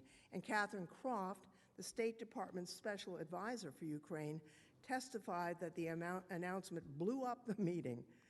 Deputy Assistant Secretary of State George Kent said, "There was great confusion among the rest of us because we didn't understand why that had happened." He explained, since there was unanimity about this security assistance to Ukraine, that it was in our national interest, it just surprised all of us. The policy consensus at this and later NSC meetings was clear. With the exception of OMB, which was following the direction of the president, everyone supported lifting the hold, all the way up to number 2 officials at the agencies, the political appointees of President Trump. There was unanimous agreement that the hold was ill-advised and the aid should be released. Tim Morrison, National Security Advisor to John Bolton, understood that the most senior appointed officials were all supportive of the continued disbursement of the aid. On August 15th, at the President's Golf Club in Bedminster, New Jersey, members of the President's cabinet all represented to Ambassador Bolton that they were prepared to tell the President they endorsed the swift release and disbursement of the funding. The President ignored his advisor's recommendation to lift the hold. He provided no credible explanation for it. not from the day the hold was made until the day it was lifted. Witness after witness, including Hale, Vindman, Croft, Holmes, Kent, Cooper, Sandy, testified they weren't given any reason for the hold while it was in place. Croft said the only reason given was that the order came at the direction of the president. Mr. Holmes confirmed the order had come from the president without further explanation. Kent testified too. I don't recall any coherent explanation. Ambassador Sondland agreed. I was never given a straight answer as to why it had been put in place to begin with. Dr. Hill explained, no, there was no reason given. Even Senator McConnell has said, I was not given an explanation for the hold. Even as OMB was implementing the hold, officers in OMB were saying it should be lifted. Mr. Sandy testified that his team drafted a memo on August 7th to OMB Acting Director Russ Vought. It recommended lifting the hold because, one, the assistance was consistent with national security to support a stable, peaceful Europe. Two, the aid countered Russian aggression. Three, there was bipartisan support for the program. Michael Duffy, the senior political appointee overseeing funds, approved the memorandum. He agreed with its policy recommendations, and it wasn't just OMB. Senior advisors in the administration tried over and over again to convince President Trump to lift the hold over the summer. Sometime prior to August 16th, Ambassador Bolton had a one-on-one meeting with President Trump about the aid, but the president didn't budge. Then, at the end of August, when the hold on the aid became public, Ambassador Taylor expressed to multiple officials his concerns about withholding the aid from Ukraine at a time when it was fighting Russia. Ambassador Taylor stressed the importance of the hold not just as a message to Ukraine, but importantly to Russia as well. Withholding the aid on vital military assistance while Ukraine was in the midst of a hot war with Russia sent a message to Russia about U.S. support of Ukraine. Ambassador Taylor felt so strongly about the harm withholding the security assistance that for the first time ever in his decades of service at the State Department, he sent a first-person cable with his concerns to Secretary Pompeo. In the cable, he described directly the folly that Taylor saw in withholding the aid. Here's his testimony. Have you ever sent a cable like that? How many times in your career, 40, 50 years, have you sent a cable directly to the Secretary of State? Once. This time? Yes, sir. In 50 years? Rifle company commanders don't send cables, but yes, sir. Ambassador Taylor never received an answer to the cable, but he was told that Secretary Pompeo carried it with him to a White House meeting about security assistance to Ukraine. It seemed this meeting about the aid may have occurred on August 30th. There are press reports that Secretary Pompeo, Secretary Esper, National Security Advisor Bolton discussed the hold with President Trump shortly after Ambassador Taylor sent his cable. Keep this in mind. This was 2 days after the hold was publicly reported and after the president was briefed on the whistleblower complaint. Yet, even then, President Trump refused to release the aid. On August 30th, Michael Duffy sent an email to Elaine McCusker, the DOD comptroller. It said, quote, clear direction from POTUS to continue the hold. President Trump has refused to produce this or any other email to Congress. When the administration was forced to produce it in a Freedom of Information case in response to a court order, this critical passage was actually blacked out. What's the reason for blacking out this direction from the president about an issue so central to this case? No reason has been given to us. So you should ask yourself this: what is the president hiding? The president finally released the hold on September 11th, but again, there was no credible reason given for the release. Mark Sandy testified that he could not recall another instance where a significant amount of assistance was being held up, and he didn't have a rationale for as long as I didn't have a rationale in this case. On the day it was released, OMB still didn't know why President Trump had ordered the hold. On September 11th, the day the president finally released the aid, McCusker at DOD reportedly sent an email to Duffy asking, "What happened?" Michael Duffy answered, "Not clear exactly, but President made the decision to go. We'll fill you in when I get details." So let's take a step back for a minute. Why was no reason given to anyone for the president deciding to hold up hundreds of millions of dollars in military assistance to our allies? Because there was no supportable reason for withholding the aid. No one agreed with it. According to the 17 witnesses in the House impeachment inquiry, President Trump insisted on holding the aid and provided no reason, despite unanimous support, for lifting the hold throughout his administration, including his hand-picked top advisors. It also wasn't consistent with American policy. The aid had the clear support of career officers and political appointees in President Trump's administration as important for national security. There was no national security or foreign policy reason provided. No one could think of one. DOD had already certified to Congress, as the law required, that Ukraine had met the anti-corruption conditions for the aid and that it planned to begin implementing the expenditures. So why did the president do this? I think we know why. The president ordered the hold for an improper purpose: to pressure Ukraine to announce investigations that would personally benefit President Trump. And that brings us to a key point. It wasn't just that the president ordered a hold on the aid without any explanation, against the unanimous advice of his advisors, and even after for weeks, as his administration, both career and political appointees, continued to try to get him to release the hold. What the president was trying to hide was worse. What the president did was not just wrong, it was illegal.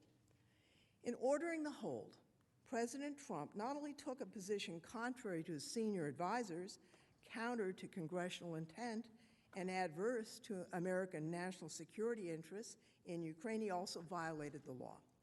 Now, this issue was not a surprise. From the start of the hold in July, compliance with the Impoundment Control Act was a significant concern for OMB and DOD officials. Mark Sandy raised concerns with his supervisor, Michael Duffy, that the hold might violate the Impeachment Control Act. DOD voiced the same concerns. Laura Cooper from DOD described the discussion at a July 26 meeting with number 2 officials at all of the relevant agencies about the hold, stating, quote, "Immediately, deputies began to raise concerns about how this could be done in a legal fashion." She further testified that there was no legal mechanism to use to implement the hold after Congress had been notified of the release of the funding. At a July 31st meeting with more junior officials, Laura Cooper put all attendees on notice, including representatives of the White House, that because, quote, "there were only 2 legally available options, and we do not have direction to pursue either," close quote, DOD would have to start spending the funds on or about August 6th. In other words, the president had a choice. He could release the aid, or he could break the law. He chose to break the law. He was so determined to turn up the pressure on Ukraine that he kept the hold for no legitimate purpose and without any congressional notification for long enough to violate the law. The concerns from OMB and DOD were ultimately accurate. As has been mentioned just last week, the Nonpartisan Government Accountability Office found that President Trump broke the law by implementing the hold and in failing to notify Congress about it. Because of the president's hold, DOD was ultimately unable to spend all the $250 million in security assistance before the end of the fiscal year, as Congress, as we, intended. Now, as GAO explained, the Constitution grants the president no unilateral authority to withhold funds from obligation. And they further explained, faithful execution of the law does not permit the president to substitute his own policy priorities for those that Congress has enacted into law. OMB withheld funds for a policy reason which is not permitted under the Impoundment Control Act, end quote.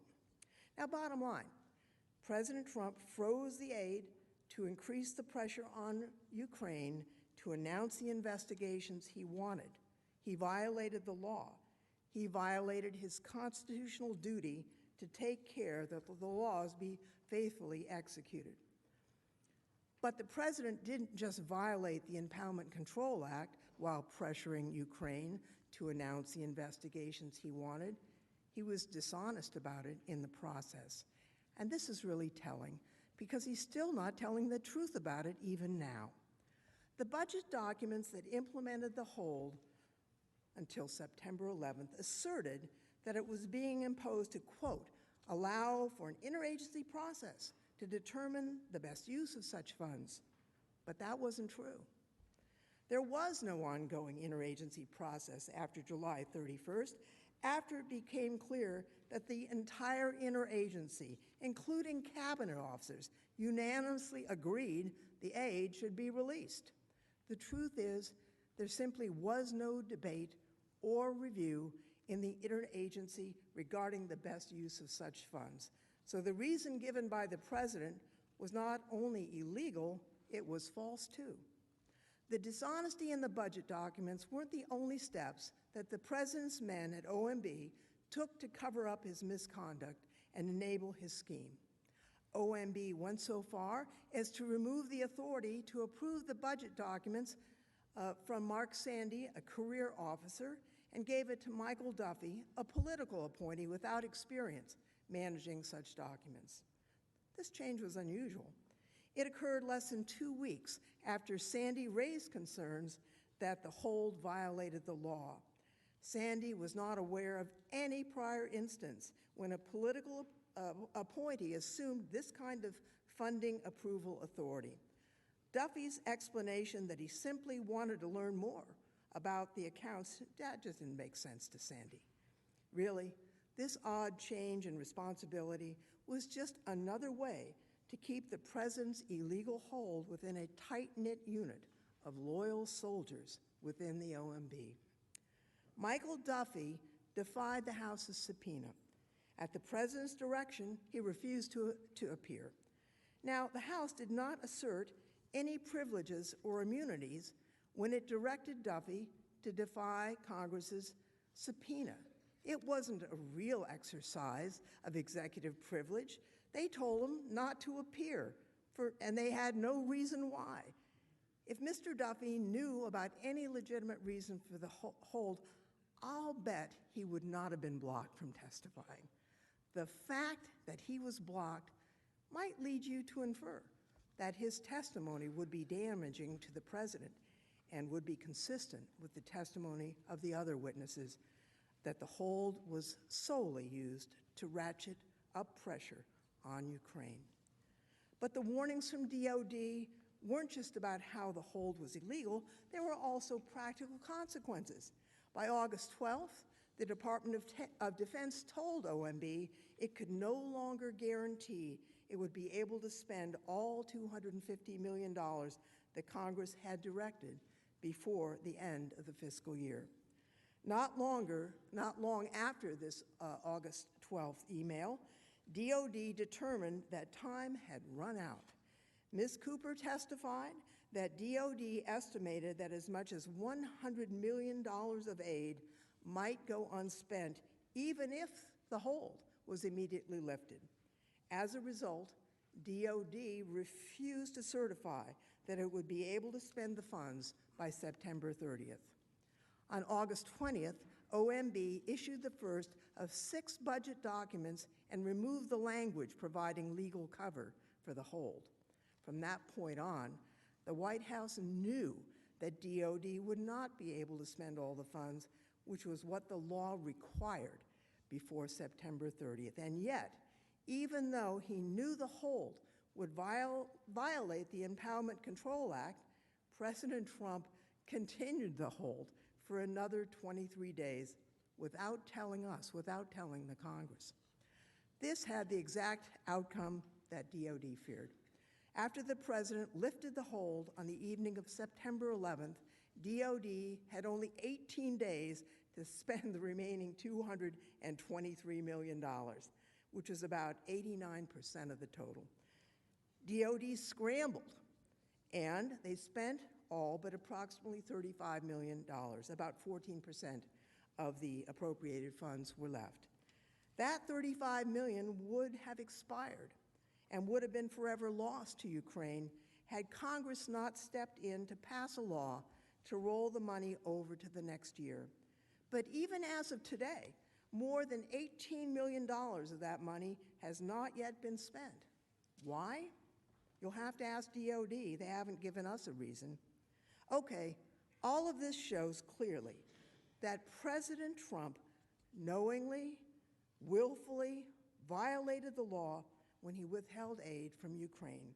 But just to be clear, the articles of impeachment do not charge Donald Trump with violating the Impeachment Control Act. We're not arguing that. But understanding this violation of the law is important to understand the broader scheme of his abuse of power. It shows the great lengths the president was willing to go to in order to pressure Ukraine to do his political dirty work. The security assistance wasn't something the law allowed him to give or take at his discretion. No, he was legally obliged to release the money, but he simply didn't care. Why? He was so determined to get the announcement from Ukraine to smear his election opponent that holding the aid to force Ukraine to do that was the most important thing. He didn't care if he was breaking the law. You know, I've been sitting here on the Senate floor, and honestly, I never wanted to be here under these circumstances. But I've been looking at Novus Ordo Seclorum. Now, I didn't study Latin, so I had to look it up. And it said, a new order of the ages is born. That's what the founders thought they were doing. Keeping that new order, the democracy, where the power is in the hands of the people, not in the hands of an unaccountable executive, is what we in the Congress, the House, and the Senate are charged to do. Senator Blunt and I are in charge of the Joint Committee on Printing, and every year we print a new copy of the Constitution. And this year, in the back, we printed a quote. At the conclusion of the Constitutional Convention, Benjamin Franklin was asked, "What have you wrought?" And he answered, "A republic, if you can keep it." That's the challenge that all of us face and that you senators face. I turn now to Mr. Crow, who will outline information about the president's intentions.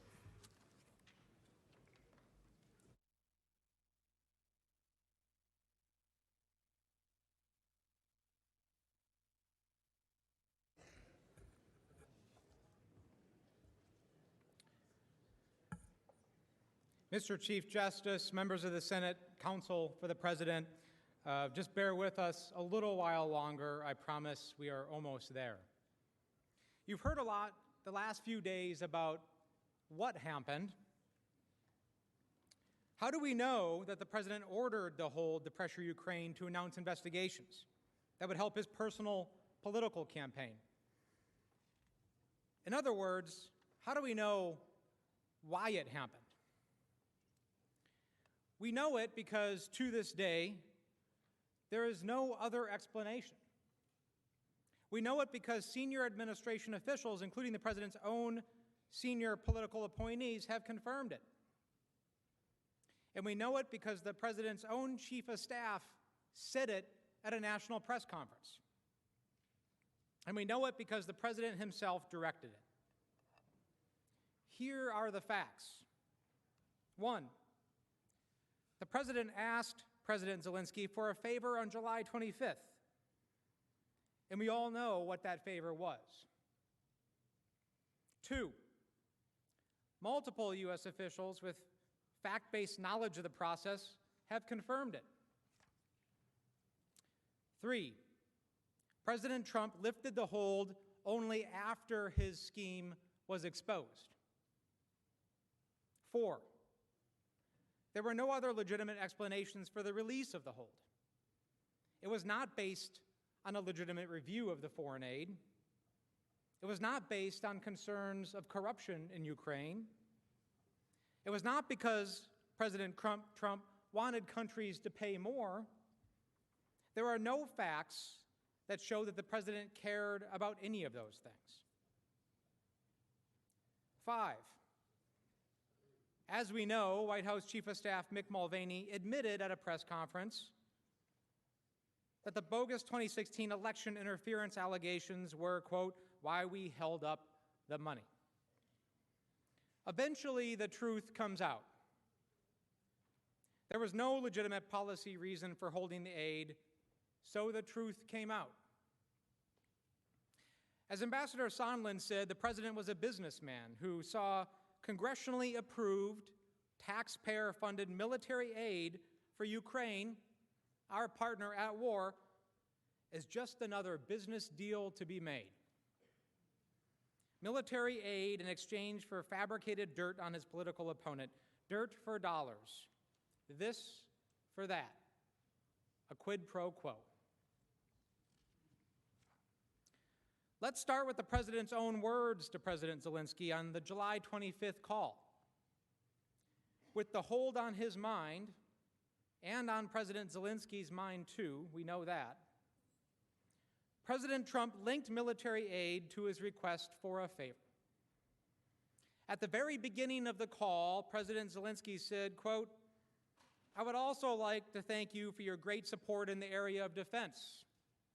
We are ready to continue to cooperate for the next steps. Specifically, we are almost ready to buy more javelins from the United States for defense purposes. The, quote, great support in the area of defense included, of course, the $391 million in military aid. Because remember, just a month before, DoD had publicly announced its intent to provide $250 million of that aid. President Zelensky was showing gratitude to the president for the aid that DoD had just announced would be on its way. But the president had put a hold just a few weeks before. Immediately after President Zelensky brought up the U.S. military support and said that Ukraine was almost ready to buy more Javelin anti-tank missiles, President Trump pivoted to what he wanted in return. He turned from the quid to the quo. President Trump immediately responded. He said, quote, I would like you to do us a favor, though, because our country has been through a lot, and Ukraine knows a lot about it. And what was that favor? Well, we all know by now, don't we? It wasn't to fight corruption. It wasn't to help the United States or our national interests. It was the 2 specific political investigations that he wanted Ukraine to announce to help his own personal political campaign. President Trump's quick pivot from the critical military aid he knew that Ukraine desperately needed to the investigations that would benefit him personally speaks volumes. By bringing up the investigations immediately after President Zelensky raised the issue of military support, he linked the 2 issues. And U.S. officials listening to the call also made that connection. Here's what Jennifer Williams, Vice President Pence's aide, testified. but I was struck by something else you said in your deposition. You said that it shed some light on possible other motivations behind a security assistance hold. What did you mean by that?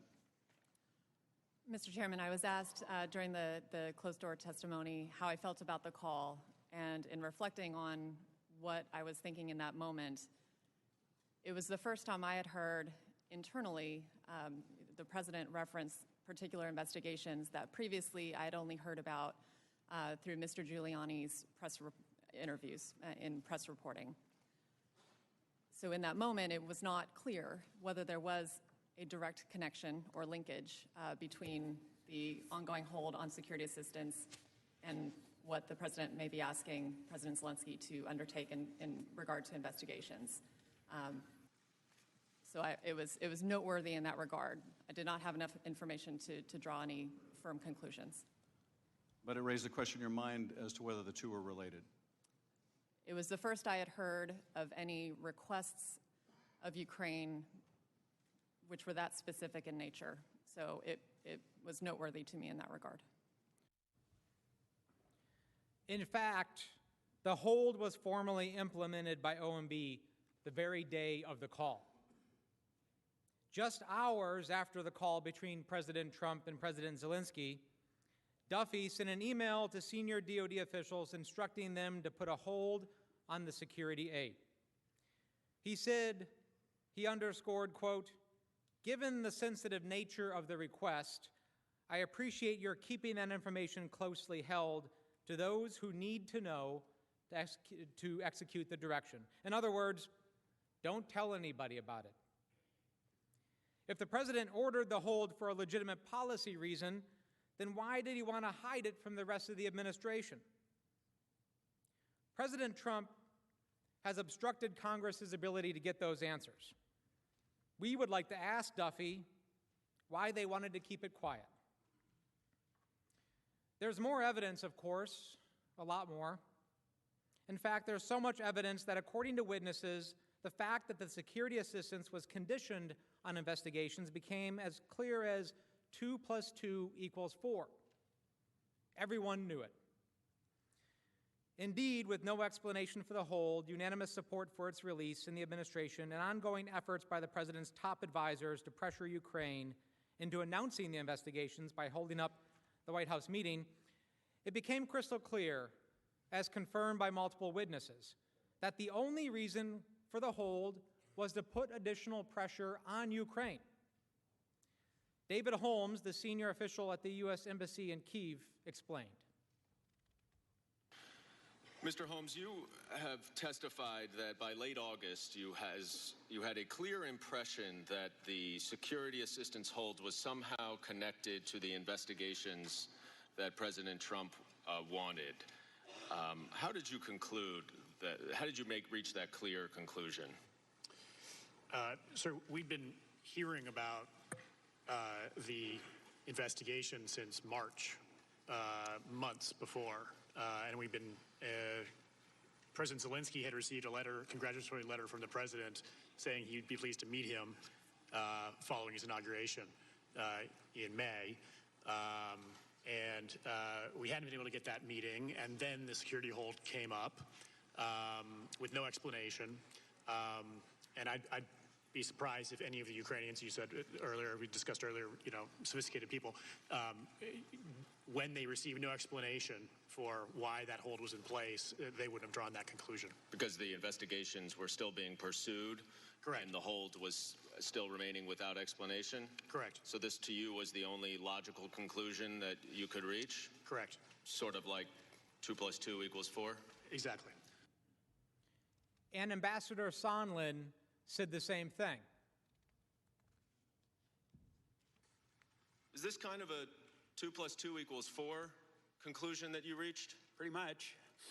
Is the only logical conclusion to you that, given all of these factors, that the aid was also a part of this quid pro quo? Yep. Ambassador Sondland didn't reach that conclusion based only on common sense. It was confirmed by Secretary Pompeo and Vice President Pence, too. So let's begin with what Secretary Pompeo knew about the link between the investigations and the aid. In front of you is an email. At the end of August, before President Trump canceled his trip to Warsaw to meet with President Zelensky, Sondland sent an email to Secretary Pompeo in which he proposed a pull-aside between President Zelensky and President Trump at the proposed meeting in Warsaw. 3 minutes later, Secretary Pompeo replied, "Yes." That's it. Ambassador Sondland explained the email in his testimony. Later in August, you told Secretary Pompeo that President Zelensky would be prepared to tell President Trump that his new justice officials would be able to announce matters of interest to the president, which could break the logjam. When you say matters of interest to the president, you mean the investigations that President Trump wanted. Is that right? Correct. And that involved 2016 and Burisma or the Bidens. 2016 and Burisma. And when you're talking here about breaking the logjam, you're talking about the logjam over the security assistance, correct? I was talking logjam generically because nothing was moving. But that included the security assistance, did it not? Correct. And based on the context of that email, this was not the first time you had discussed these investigations with Secretary Pompeo, was it? No. He was aware of the connections that you were making between the investigations and the White House meeting and security assistance? Yes. So let's break that down for a minute. A meeting between two presidents is a big deal. A pull-aside is a big deal. These are highly choreographed events. Secretary Pompeo didn't ask any questions and didn't show any surprise or confusion in response to the email. Instead, he immediately endorsed the idea. This shows that Secretary Pompeo, who also listened to the July 25th call as well, understood that the security assistance was conditioned on the investigations. By this time, everyone knew what was happening. A simple yes by Secretary Pompeo was enough. Secretary Pompeo wasn't the only senior official who knew. Vice President Pence knew as well. Sondland raised the issue to Vice President Pence during a meeting to prepare for the Warsaw trip. At some point late in the meeting, Sondland said, quote, "It appears that everything is stalled until this statement gets made." What Sondland was referring to, of course, was the military aid in the White House meeting. Ambassador Sondland testified about Vice President Pence's reaction. Now, I want to go back to that conversation that you had with Vice President Pence right before that meeting in Warsaw. And you indicated that you said to him that you were concerned that the delay in the aid was tied to the issue of investigations. Is that right? I don't know exactly what I said to him. This was a briefing attended by many people, and I was invited at the very last minute. I wasn't scheduled to be there. But I think I spoke up at some point late in the meeting and said, it looks like everything is being held up until these statements get made, and that's my, personal belief. And Vice President Pence just nodded his head? Again, I don't recall any exchange or where he asked me any questions. I think it was sort of a duly noted. Well, he didn't say, "Gordon, what are you talking about?" No, he did not. He didn't say, "What investigations?" He did not. Like Secretary Pompeo, Vice President Pence wasn't surprised, nor did he ask what Sondland meant, because they all knew. This meeting also confirmed Sondland's understanding that the president had indeed conditioned the military aid on the public announcement of the investigations. This was a common-sense conclusion, confirmed by the Secretary of State and Vice President. With that confirmation in mind, Sondland pulled aside Yermak, the top aide to President Zelensky, immediately after the Pence-Zelensky meeting. Now recall, he was the one who resisted the public statement about the specific investigations in August.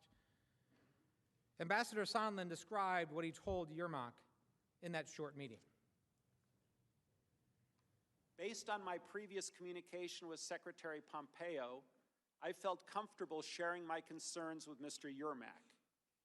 It was a very, very brief pull-aside conversation that happened within a few seconds. I told Mr. Yermak that I believe that the resumption of U.S. aid would likely not occur until Ukraine took some kind of action on the public statement that we had been discussing for many weeks. You see, this just wasn't an internal scheme among the president's top advisors. President Trump, through his agents, communicated the quid pro quo clearly to Ukraine. Ambassador Sondland told President Zelensky's top aide on September 1st that Ukraine would not get the military aid unless it announced the investigations.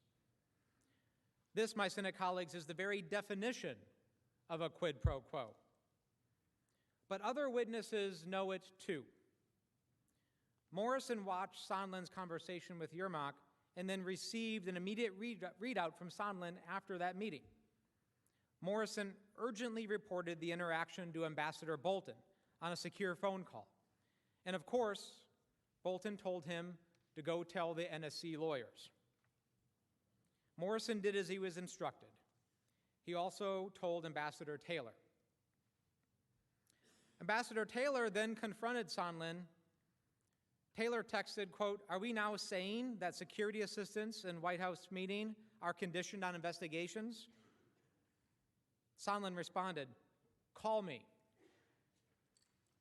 And as everyone knows, when someone says, "Call me," it says, "Stop putting this in writing." During their subsequent phone call, Sondland confirmed to Taylor that the military aid was conditioned on an announcement of investigations and that President Trump wanted President Zelensky in a, quote, "public box." Here's how Taylor, who took contemporaneous notes of the conversation, explained that call. During that phone call, Ambassador Sondland told me that President Trump had told him that he wants President Zelensky to state publicly that Ukraine will investigate Burisma and alleged Ukrainian interference in the 2016 election. Ambassador Sondland also told me that he now recognized that he had made a mistake by earlier telling Ukrainian officials that only a White House meeting with President Zelensky was dependent on a public announcement of the investigations. In fact, Ambassador Sondland said, everything was dependent on such an announcement, including security assistance. He said that President Trump wanted President Zelensky in a public box by making a public statement about ordering such investigations. President Trump wanted President Zelensky in a public box. A private commitment wasn't enough for President Trump because he needed the political benefit. And he could only get the political benefit if it was public. And we all know how this works with President Trump, how he weaponizes investigations for political purposes. And think about that for a second. That's actually the exact opposite of how law enforcement investigations are conducted, if they're legitimate. Law enforcement doesn't announce to the world they're investigating before actually doing it. That would tip off your targets. It would lead to witness intimidation, destruction of evidence. But the president didn't actively want a legitimate investigation. He only wanted the announcement. At the end of that conversation between Taylor and Sondland on September 1st, Taylor asked Sondland to speak to the president to see if he could change his mind. And that's exactly what Sondland did. On September 7th, President Trump and Sondland spoke. We know the call was on September 7th for 4 reasons. First, Morrison testified that he had a conversation with Sondland on September 7th about Sondland's discussion with the president. Second, Morrison told Taylor about this conversation on September 7th. Third, Sondland and Taylor had a conversation on September 8th about the conversation that Sondland had had the day before. And finally, Sondland texted Taylor and Volker on September 8th that he had conversations with, quote, POTUS and Z, meaning President Trump and President Zelensky. And so we know that the conversations must have happened before the morning of September 8th when that text was sent. For his part, Sondland, who doesn't take notes, also recalled that on that call, he simply asked President Trump an open-ended question about what he wanted from Ukraine. And President Trump immediately responded, I want no quid pro quo. Now let's stop here for a second. Because the president has latched on to this statement that he said that. And because he said it, it must be true, right? But wait just a minute. Remember what's happening here at the same time. The president had just learned about the whistleblower complaint in the Washington Post editorial linking the military aid to the investigations just 2 days before. The fact that the president immediately blurted out speaks volumes. Now, I'm a parent, and there's a lot of parents in this room, and I think many of you could probably relate to, the situation where you're in a room and you hear a large crash in the next room, and you walk in, and your kid is sitting there, and the first thing that happens is, I didn't do it.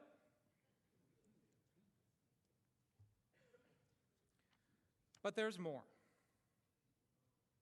Sondland did acknowledge that President Trump said he wanted Zelensky to, quote, clear things up. You will no doubt hear a lot from the President's counsel that Sondland testified no one in the world told him that there was a quid pro quo, including President Trump. And of course that's right, because people engaging in misconduct don't usually admit it. But we know exactly what the President told Sondland. We know it from the testimony of Tim Morrison and Ambassador Taylor. We know it because Sondland testified that his own conclusion that there was a quid pro quo was confirmed by his conversation with President Trump. And we know it because Sondland relayed the exact message to President Zelensky right after he spoke to President Trump. Now keep in mind that Sondland does not take notes, and he readily admitted that if he could have seen his own documents prior to testifying, he would have remembered more. But Morrison and Taylor took extensive notes at the time and testified based on those notes. And Sondland, and this is important, Sondland said he did not dispute any of the accounts of Morrison and Taylor. So let's look at what Morrison and Taylor said about that September 7 phone call. Here is Tim Morrison's understanding of the Trump-Sondland call. Now, a few days later, on September 7th, you spoke again to Ambassador Sondland, who told you that he had just gotten off the phone with President Trump. Isn't that right? That sounds correct, yes. What did Ambassador Sondland tell you that President Trump said to him? If I recall this conversation correctly, this was where Ambassador Sondland related that there was no quid pro quo, but President Zelensky had to make the statement and that he had to want to do it. And by that point, did you understand that the statement related to the Biden and 2016 investigations? I think I did, yes. And that was essentially a condition for the security assistance to be released? I understood that that's what Ambassador Sondland believed. After speaking with President Trump? That's what he represented. And here is the consistent recollection of how Ambassador Taylor described his understanding of the call. First, here is what we heard from Mr. Morrison. According to Mr. Morrison, President Trump told Ambassador Sondland he was not asking for a quid pro quo. But President Trump did insist that President Zelensky go to a microphone and say he is opening investigations of Biden and 2016 election interference, and that President Zelensky should want to do this himself. And here is Ambassador Taylor explaining what Sondland himself told Taylor about what took place on that Sondland-Trump call a day later. He confirmed that he had talked to President Trump, as I had suggested a week earlier, but that President Trump was adamant that President Zelensky himself had to clear things up and do it in public.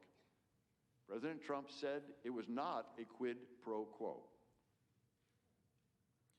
Like Sondland, both Taylor and Morrison recalled that President Trump said that he did not want a quid pro quo. But they both testified that President Trump followed that statement immediately by describing perfectly an exchange of this for that, or in other words, a quid pro quo. Prior to his call with the president, Sondland had reached the conclusion that the aid was being held until the public announcement of the investigations. That conclusion was confirmed by Secretary Pompeo and Vice President Pence. Then Sondland relayed to the Ukrainians. And after this phone call with President Trump, that conclusion was confirmed. Well, you weren't dissuaded then, right? Because you still thought that the aid was conditioned on the public announcement of the investigations after speaking to President Trump. By September 8th, I was absolutely convinced it was. And President Trump did not dissuade you of that in the conversation that you acknowledge you had with him. I don't ever recall, because that would have changed my entire calculus. If President Trump had told me directly, I'm not... That's not what I'm asking, Ambassador Sondland. I'm just saying, you still believed that the security assistance was conditioned on the investigation after you spoke to President Trump. Yes or no? From a time frame standpoint, yes. How else do we know that President Trump confirmed to Sondland that the aid was conditioned on the announcement? Sondland relayed the message to President Zelensky right after his conversation with President Trump. Here is Ambassador Taylor's recollection of what Sondland told Zelensky based on his notes. Ambassador Sondland also said that he had talked to President Zelensky and Mr. Yermak and had told them that although this was not a quid pro quo, if President Zelensky did not clear things up in public, we would be at a stalemate. I understood a stalemate to mean that Ukraine would not receive the much-needed military assistance. Ambassador Sondland confirmed that Taylor's memory of this call was accurate. There would be a stalemate without the investigations. Here's his testimony. And then you also told Ambassador Taylor in that same conversation that if President Zelensky, you told President Zelensky and Andrei Yermak that although this was not a quid pro quo, as the president had very clearly told you, it was, however, required for President Zelensky to clear things up in public or there would be a stalemate. You don't have any reason to dispute Ambassador Taylor's recollection of that conversation you had with President Zelensky, do you? No. And that you understood the stalemate referenced the aid, is that correct? At that point, yes. A stalemate. Nothing would happen with the aid unless President Zelensky publicly announced the investigations. The president had not received his quid, so there would be no quo. But don't take my word for it. Here's a recap of how we knew what happened during the call. First, Sondland testified about the conversation. Second, Morrison received a readout from Sondland immediately after the call and testified based on his notes. Third, Taylor testified based on his own notes. And fourth, Sondland agreed that President Trump had confirmed a quid pro quo, and Sondland actually relayed the message to the president of Ukraine and told Ambassador Taylor about it. President Zelensky got the message. He succumbed to the pressure. At the end of the conversation between Sondland and President Zelensky explained that he had finally relented. His country needed the military aid desperately. Their people were dying on the front line all of the time. They were taking casualties every day. He agreed to make the statement. Ambassador Sondland said that this conversation concluded with President Zelensky agreeing to make a public statement in an interview on CNN. President Zelensky had resisted making the announcement of the corrupt investigations for months. He resisted when Giuliani and other agents of the president made it known that President Trump required it. He resisted when President Trump himself asked directly on July 25th. He resisted when the White House meeting he so desperately desired was conditioned on that announcement. And he resisted as vital military aid was on hold. but the money is 10% of his entire defense budget. Russia occupied the eastern part of his country. He could resist no more. Ambassador Taylor was worried that even if the Ukrainian leader did as President Trump wanted, President Trump might continue to hold the military aid.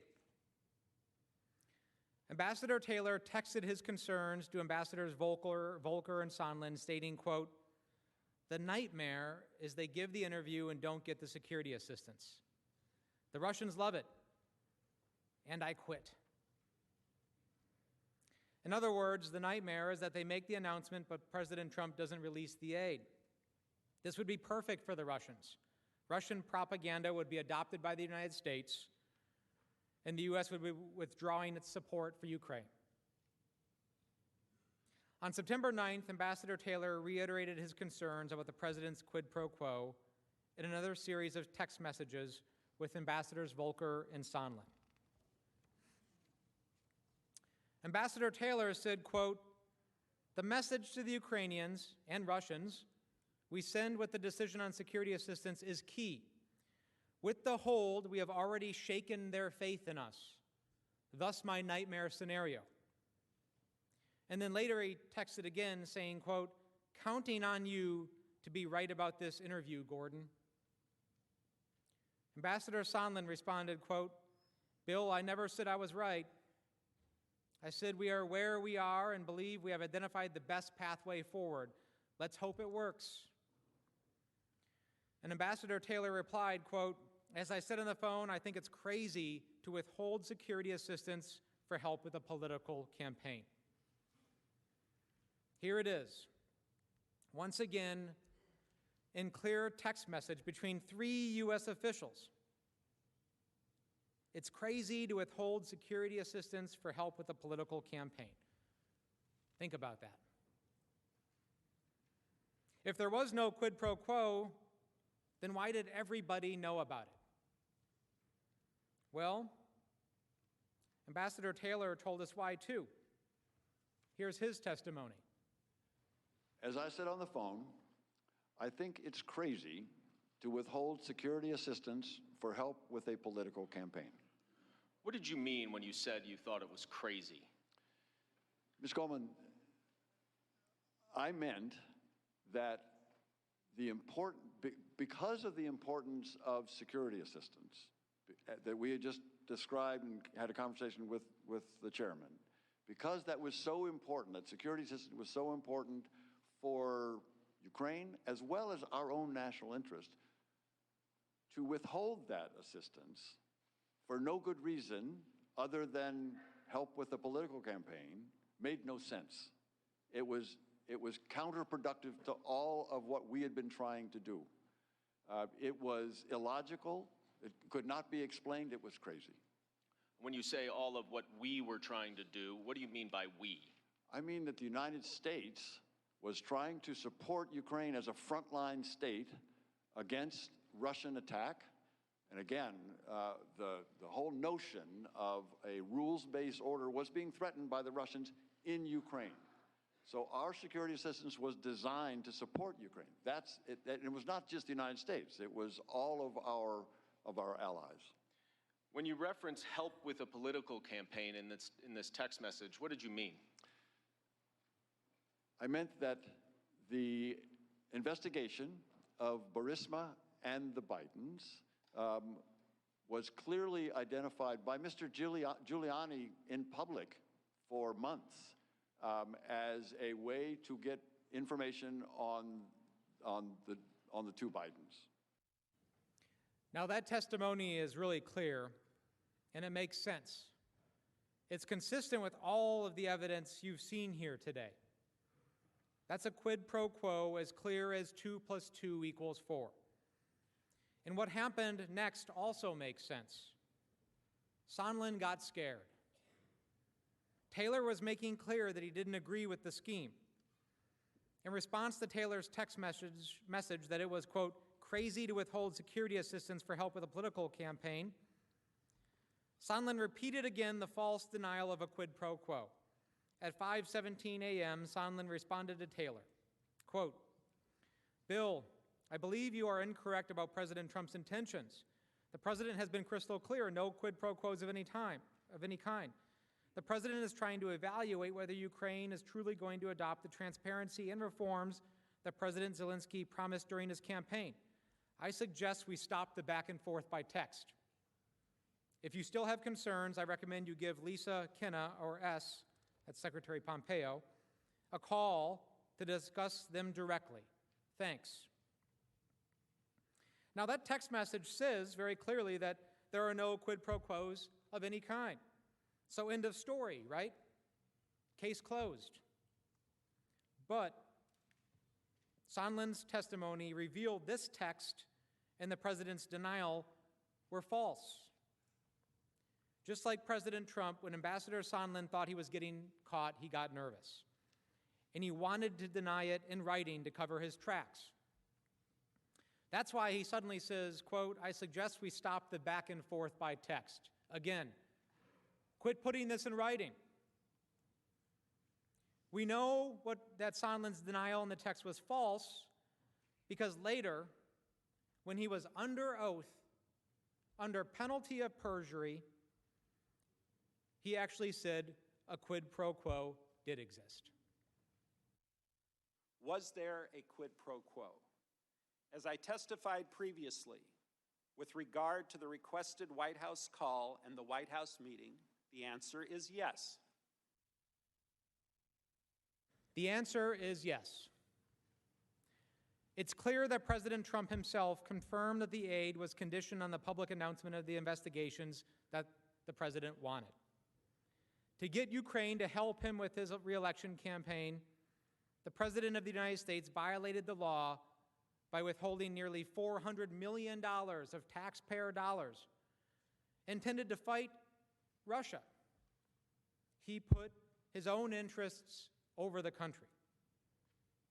And that is why we are here. Now, Mr. Chief Justice and members of the Senate, in deference to our proposed schedule and in the late hour, I'm now going to yield to my colleague, Mr. Schiff, to provide a brief recap of today, and then we will begin again in the morning.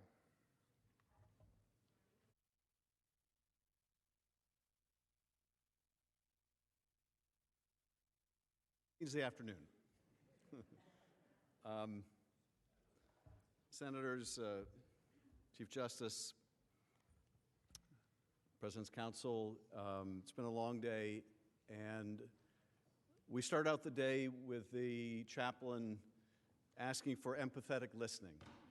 And I think that that is certainly what you have delivered for us today.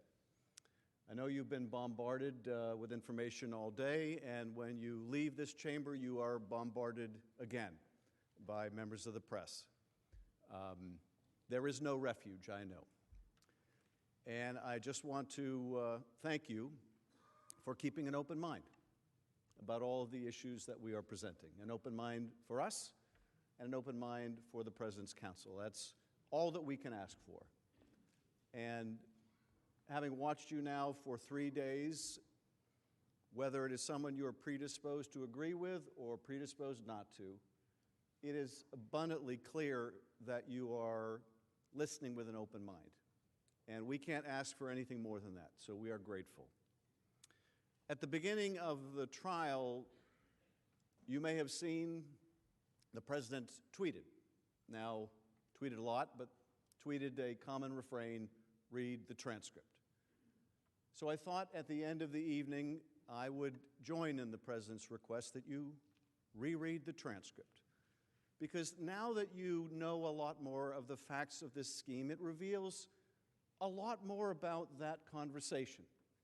And let me just point out a few things that may have escaped your attention about that transcript, which is not really a transcript because it's not complete.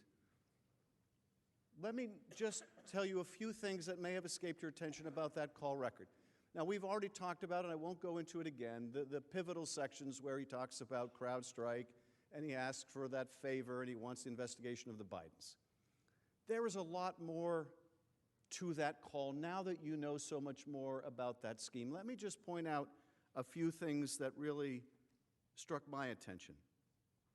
Early in the call, President Zelensky says, "We brought in many new people, many new people.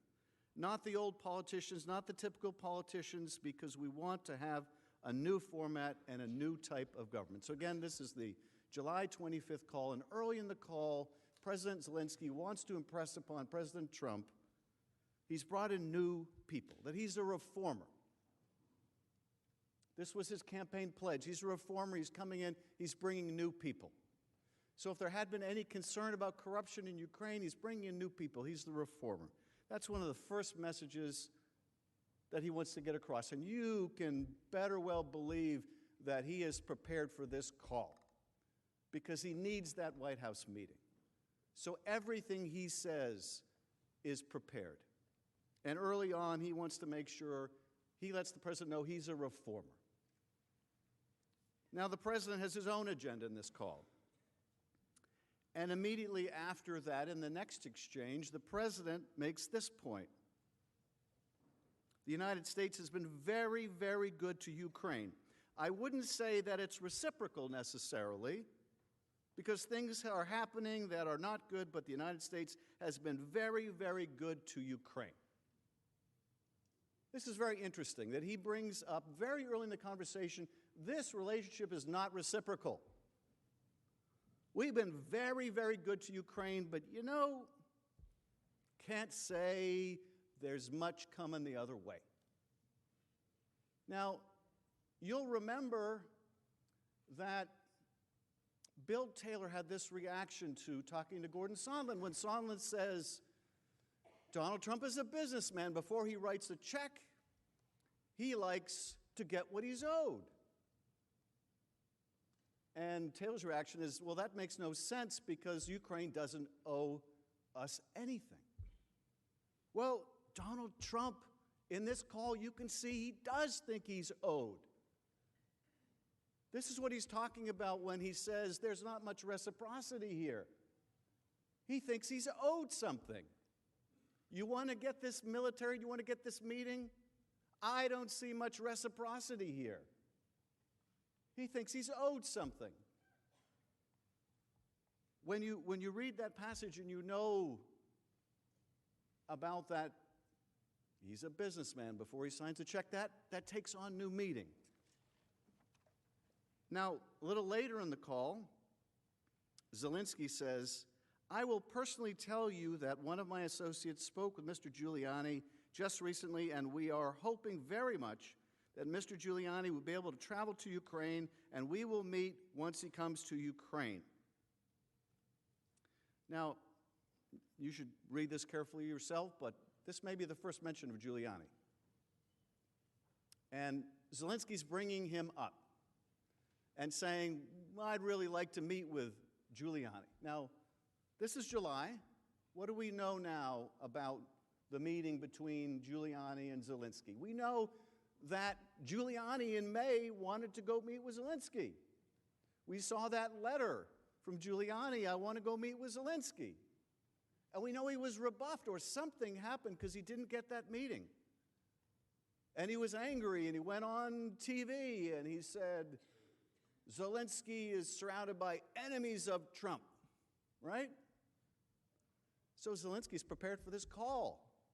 And he knows it's going to resonate with Donald Trump if he says, I'd like to meet with Rudy Giuliani. And immediately after that, he says, we are hoping very much that Mr. Giuliani will be able to travel to Ukraine, and we will meet once he comes to Ukraine. Immediately thereafter, the next sentence he says, I just wanted to assure you once and again, you have nobody but friends around us. Now, we could have read this transcript to you early on. That wouldn't have meant much to you.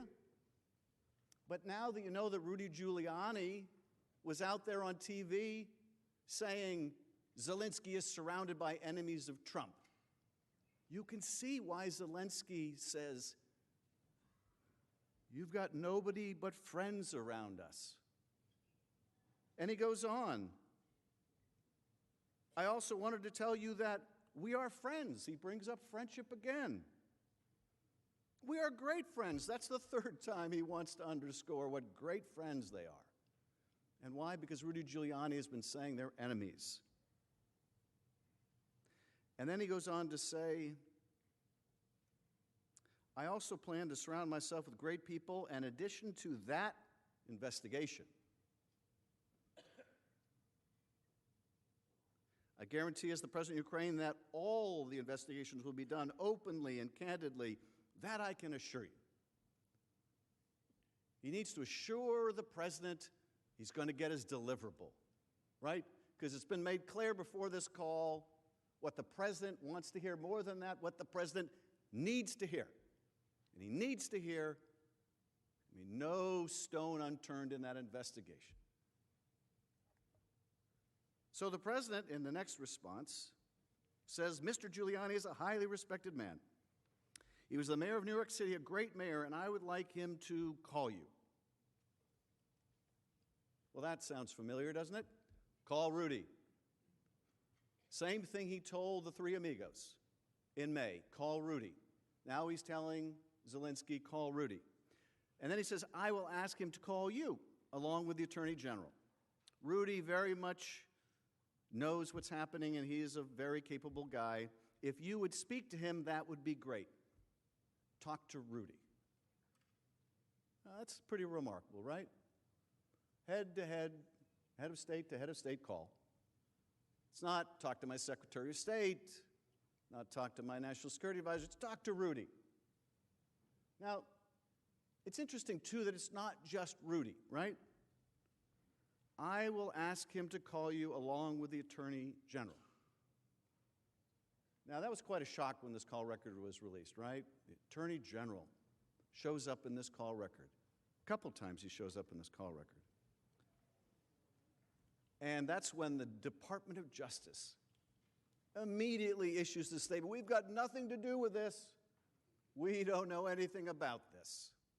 The ink is barely dry. This thing's been released. We don't know what this is about.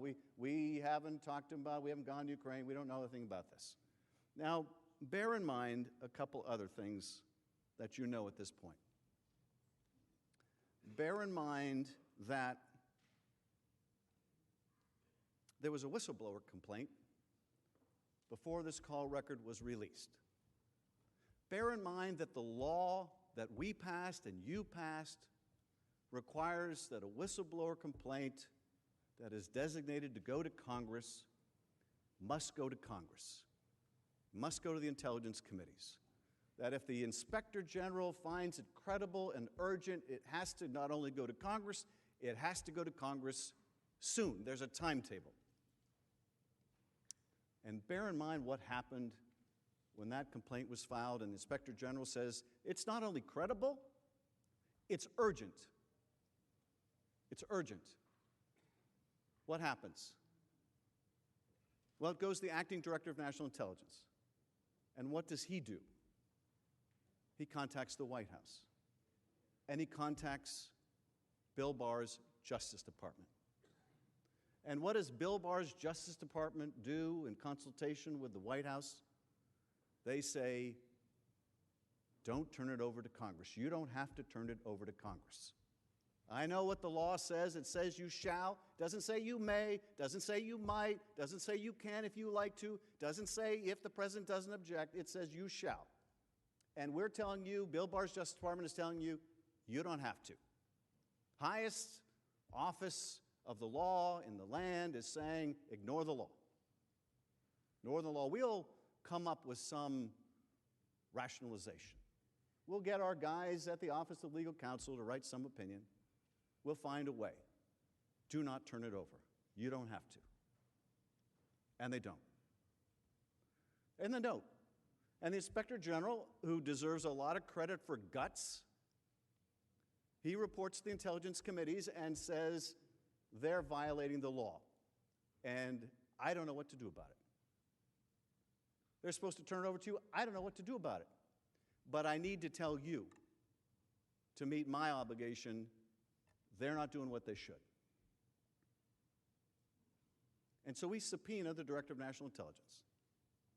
And we make it clear to the National Intelligence, Director of National Intelligence, he's going to have to come before Congress in an open hearing and explain why he's the first acting director to refuse to turn a complaint over to Congress.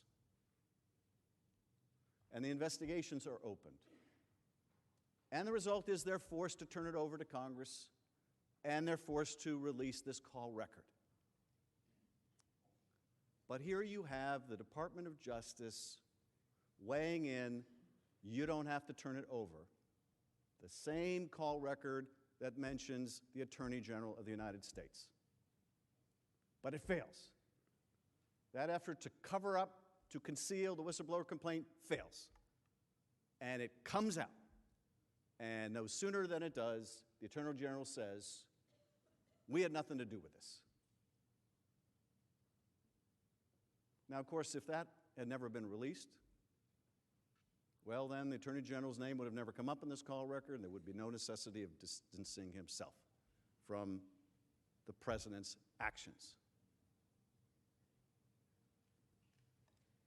Now, in the next exchange, President Zelensky says that he's going to have a new prosecutor general, and he or she will look into the situation specifically to the company that you mentioned in this issue. Now, this is also interesting. The company that you mentioned in this issue. Now, there's no company mentioned in this issue in the call record. But, of course, you've seen now testimony from two witnesses who were on that call that Burisma was mentioned. So why isn't Burisma in the call record? Well, can't say this. That call record went to that highly classified server. And that mention of Burisma didn't make it into the call record. But Zelensky goes on to say the issue of the investigation of the case is actually the issue of making sure to restore the honesty, so we will take care of that. And we will work on the investigation of the case. Time after time after time, Zelensky feels the need to assure the President he's going to do those political investigations that the President wants.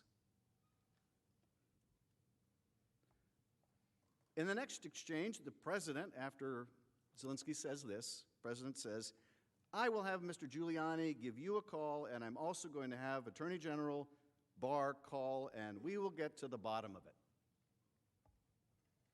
I think, you can count, don't take my word, but I think there's no one who comes up more in this call record than Rudy Giuliani, which tells us something.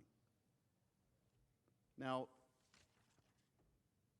in the next exchange, Zelensky says, among other things, I also wanted to thank you for your invitation to visit the United States, specifically Washington, D.C. On the other hand, I also want to ensure you that we will be very serious about the case, and we will work on the investigation. So here, in the same way that earlier in the conversation, Zelensky brings up those weapons, those javelins he needs, and the President immediately says, I have a favor. So military assistance, I have a favor. Here Zelensky says, I want to thank you for your invitation to come visit. I also want to ensure you we're serious about doing the investigation. Clearly, he is linking the two, and of course, he's linking the two because he's told the two are linked before the call. And he's conveying to the President, I got the message. Now, the President, in the next exchange, says, I will tell Rudy and Attorney General Barr to call. Again, let's make sure there's no misunderstanding here. I'm going to have them call. I want you in touch with Rudy Giuliani and the Attorney General. I will tell Rudy and the Attorney General Barr to call. Thank you. Whenever you would like to come to the White House, feel free to call. I'm going to have you talk to Rudy and the Attorney General, and by the way, anytime you want to come to the White House, just call. Give us a date and we'll work that out. I look forward to seeing you. And then Zelensky says, thank you very much. I would be very happy to come. I'm looking forward to our meeting. Again and again, Zelensky's ask, what he goes into that call wanting is the meeting. You could tell what he was prepared for. He was prepared for the request for investigations. He knew what he had to promise, and he knew what he wanted to obtain, and that was the visit. Now, you also saw in that video, that rather sad video, yes, sort of humorous, but sad too, of Zelensky and President Trump at the UN, where he's saying, I still haven't gotten that meeting. And I can tell you something, and this is what is so frightening about these circumstances. If we hadn't discovered all this, he would likely be saying in that UN meeting, we're still waiting on that military aid. Yeah, we forced the aid to be released because the president got caught. But even now, our ally can't get his foot in the door. Even now, our ally can't get his foot in the door. And this brings me to the last point I want to make tonight, which is,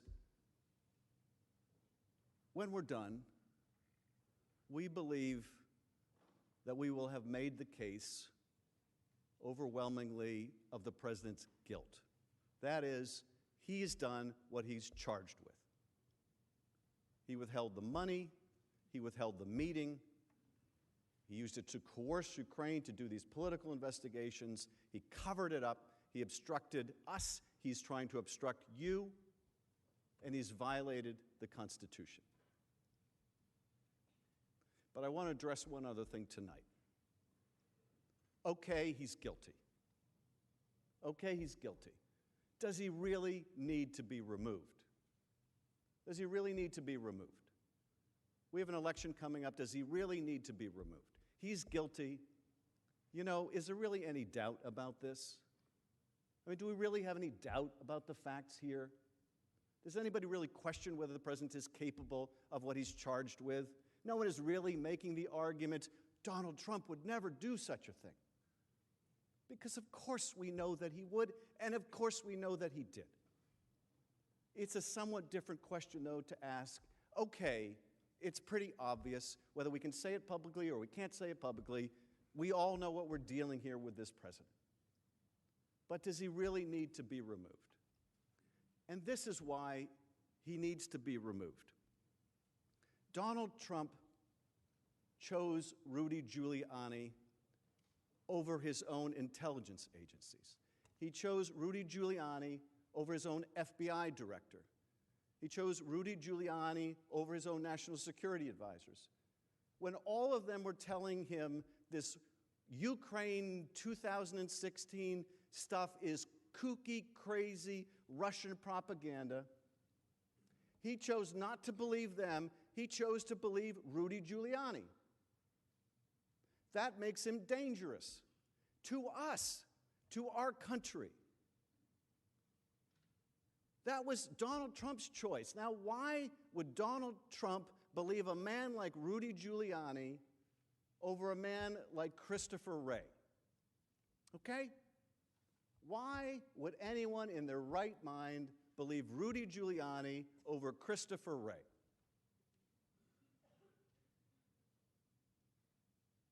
Because he wanted to, and because what Rudy was offering him was something that would help him personally. And what Christopher Wray was offering him was merely the truth. What Christopher Wray was offering him was merely the information he needed to protect his country and its elections. But that's not good enough. What's in it for him? What's in it for Donald Trump? This is why he needs to be removed. Now, you may be asking, how much damage can he really do in the next several months until the election? A lot. A lot of damage. Now, we just saw last week a report that Russia tried to hack, or maybe did hack, Burisma. Okay? I don't know if they got in. I'm trying to find out. My colleagues on the Intel Committee, House and Senate, we're trying to find out, did the Russians get in? What are the Russian plans and intentions? Well, let's say they got in. And let's say they start dumping documents to interfere in the next election. Let's say they start dumping some real things they hacked from Burisma. Let's say they start dumping some fake things they didn't hack from Burisma, but they want you to believe they did. Let's say they start blatantly interfering in our election again to help Donald Trump.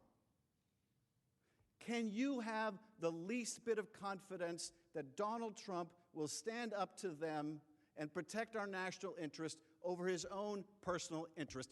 You know you can't, which makes him dangerous to this country. You know you can't. You know you can't count on him. None of us can. None of us can. What happens if China got the message? Now you can say, well, he's just joking. Of course, he didn't really mean China should investigate the Bidens. You know that's no joke.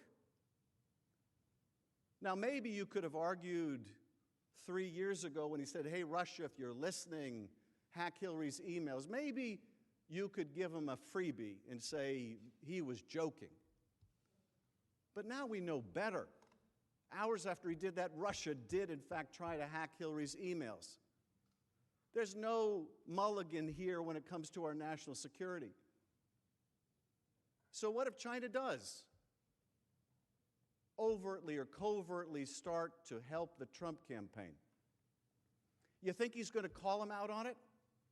Or you think he's going to give him a better trade deal on it? Can any of us really have the confidence that Donald Trump will put his personal interests ahead of the national interest? Is there really any evidence in this presidency that should give us the ironclad confidence that he would do so? You know you can't count on him to do that.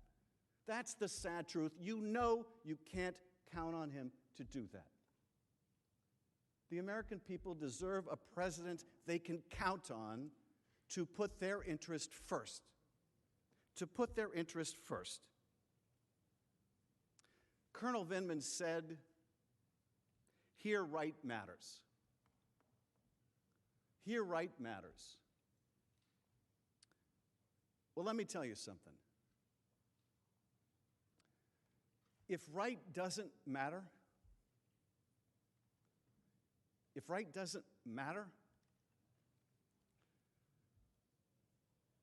it doesn't matter how good the Constitution is.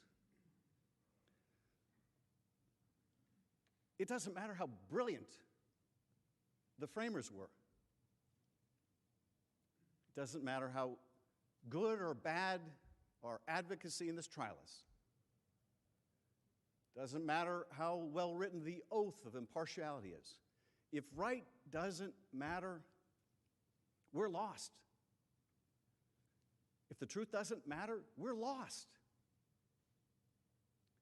The framers couldn't protect us from ourselves if right and truth don't matter. And you know that what he did was not right.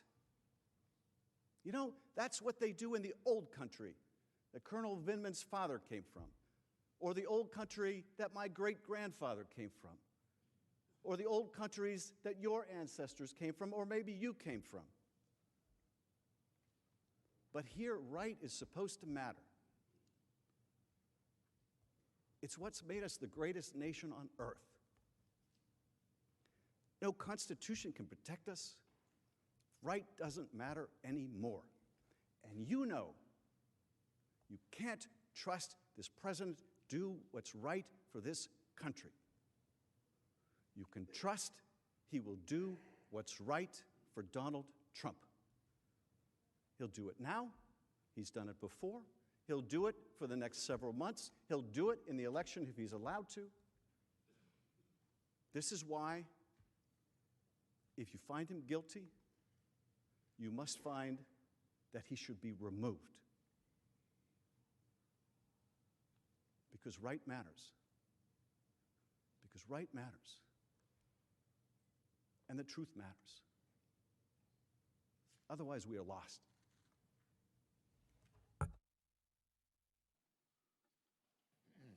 Ms. Chief Majority Justice, Leader is recognized.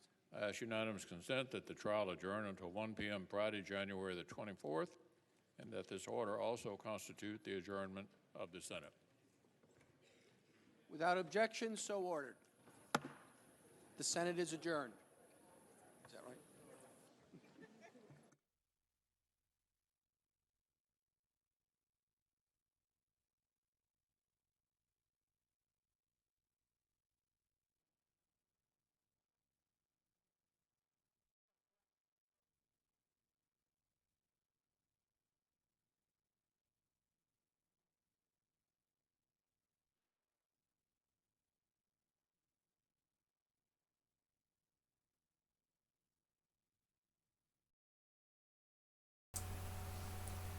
All right, that was fun stuff.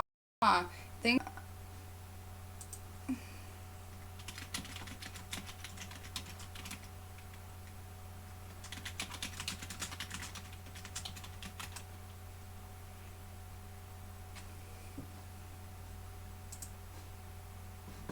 Can you hear me now? Am I here now? Am I alive now? Am I back in the world again? Alright, well, we're going to be doing a news stream probably tomorrow before we do the coverage of the impeachment trials. So make sure that you subscribe. That way you can see when we do that. We did a stream earlier today on immigration and some ICE news. So check that out. And oh, thank you for joining, Michelle Stillman. Thank you guys so much. And I hope you all have a wonderful evening. Yeah, my internet's just going out, so I'm just gonna go ahead and turn this off. Thanks, guys. See you tomorrow.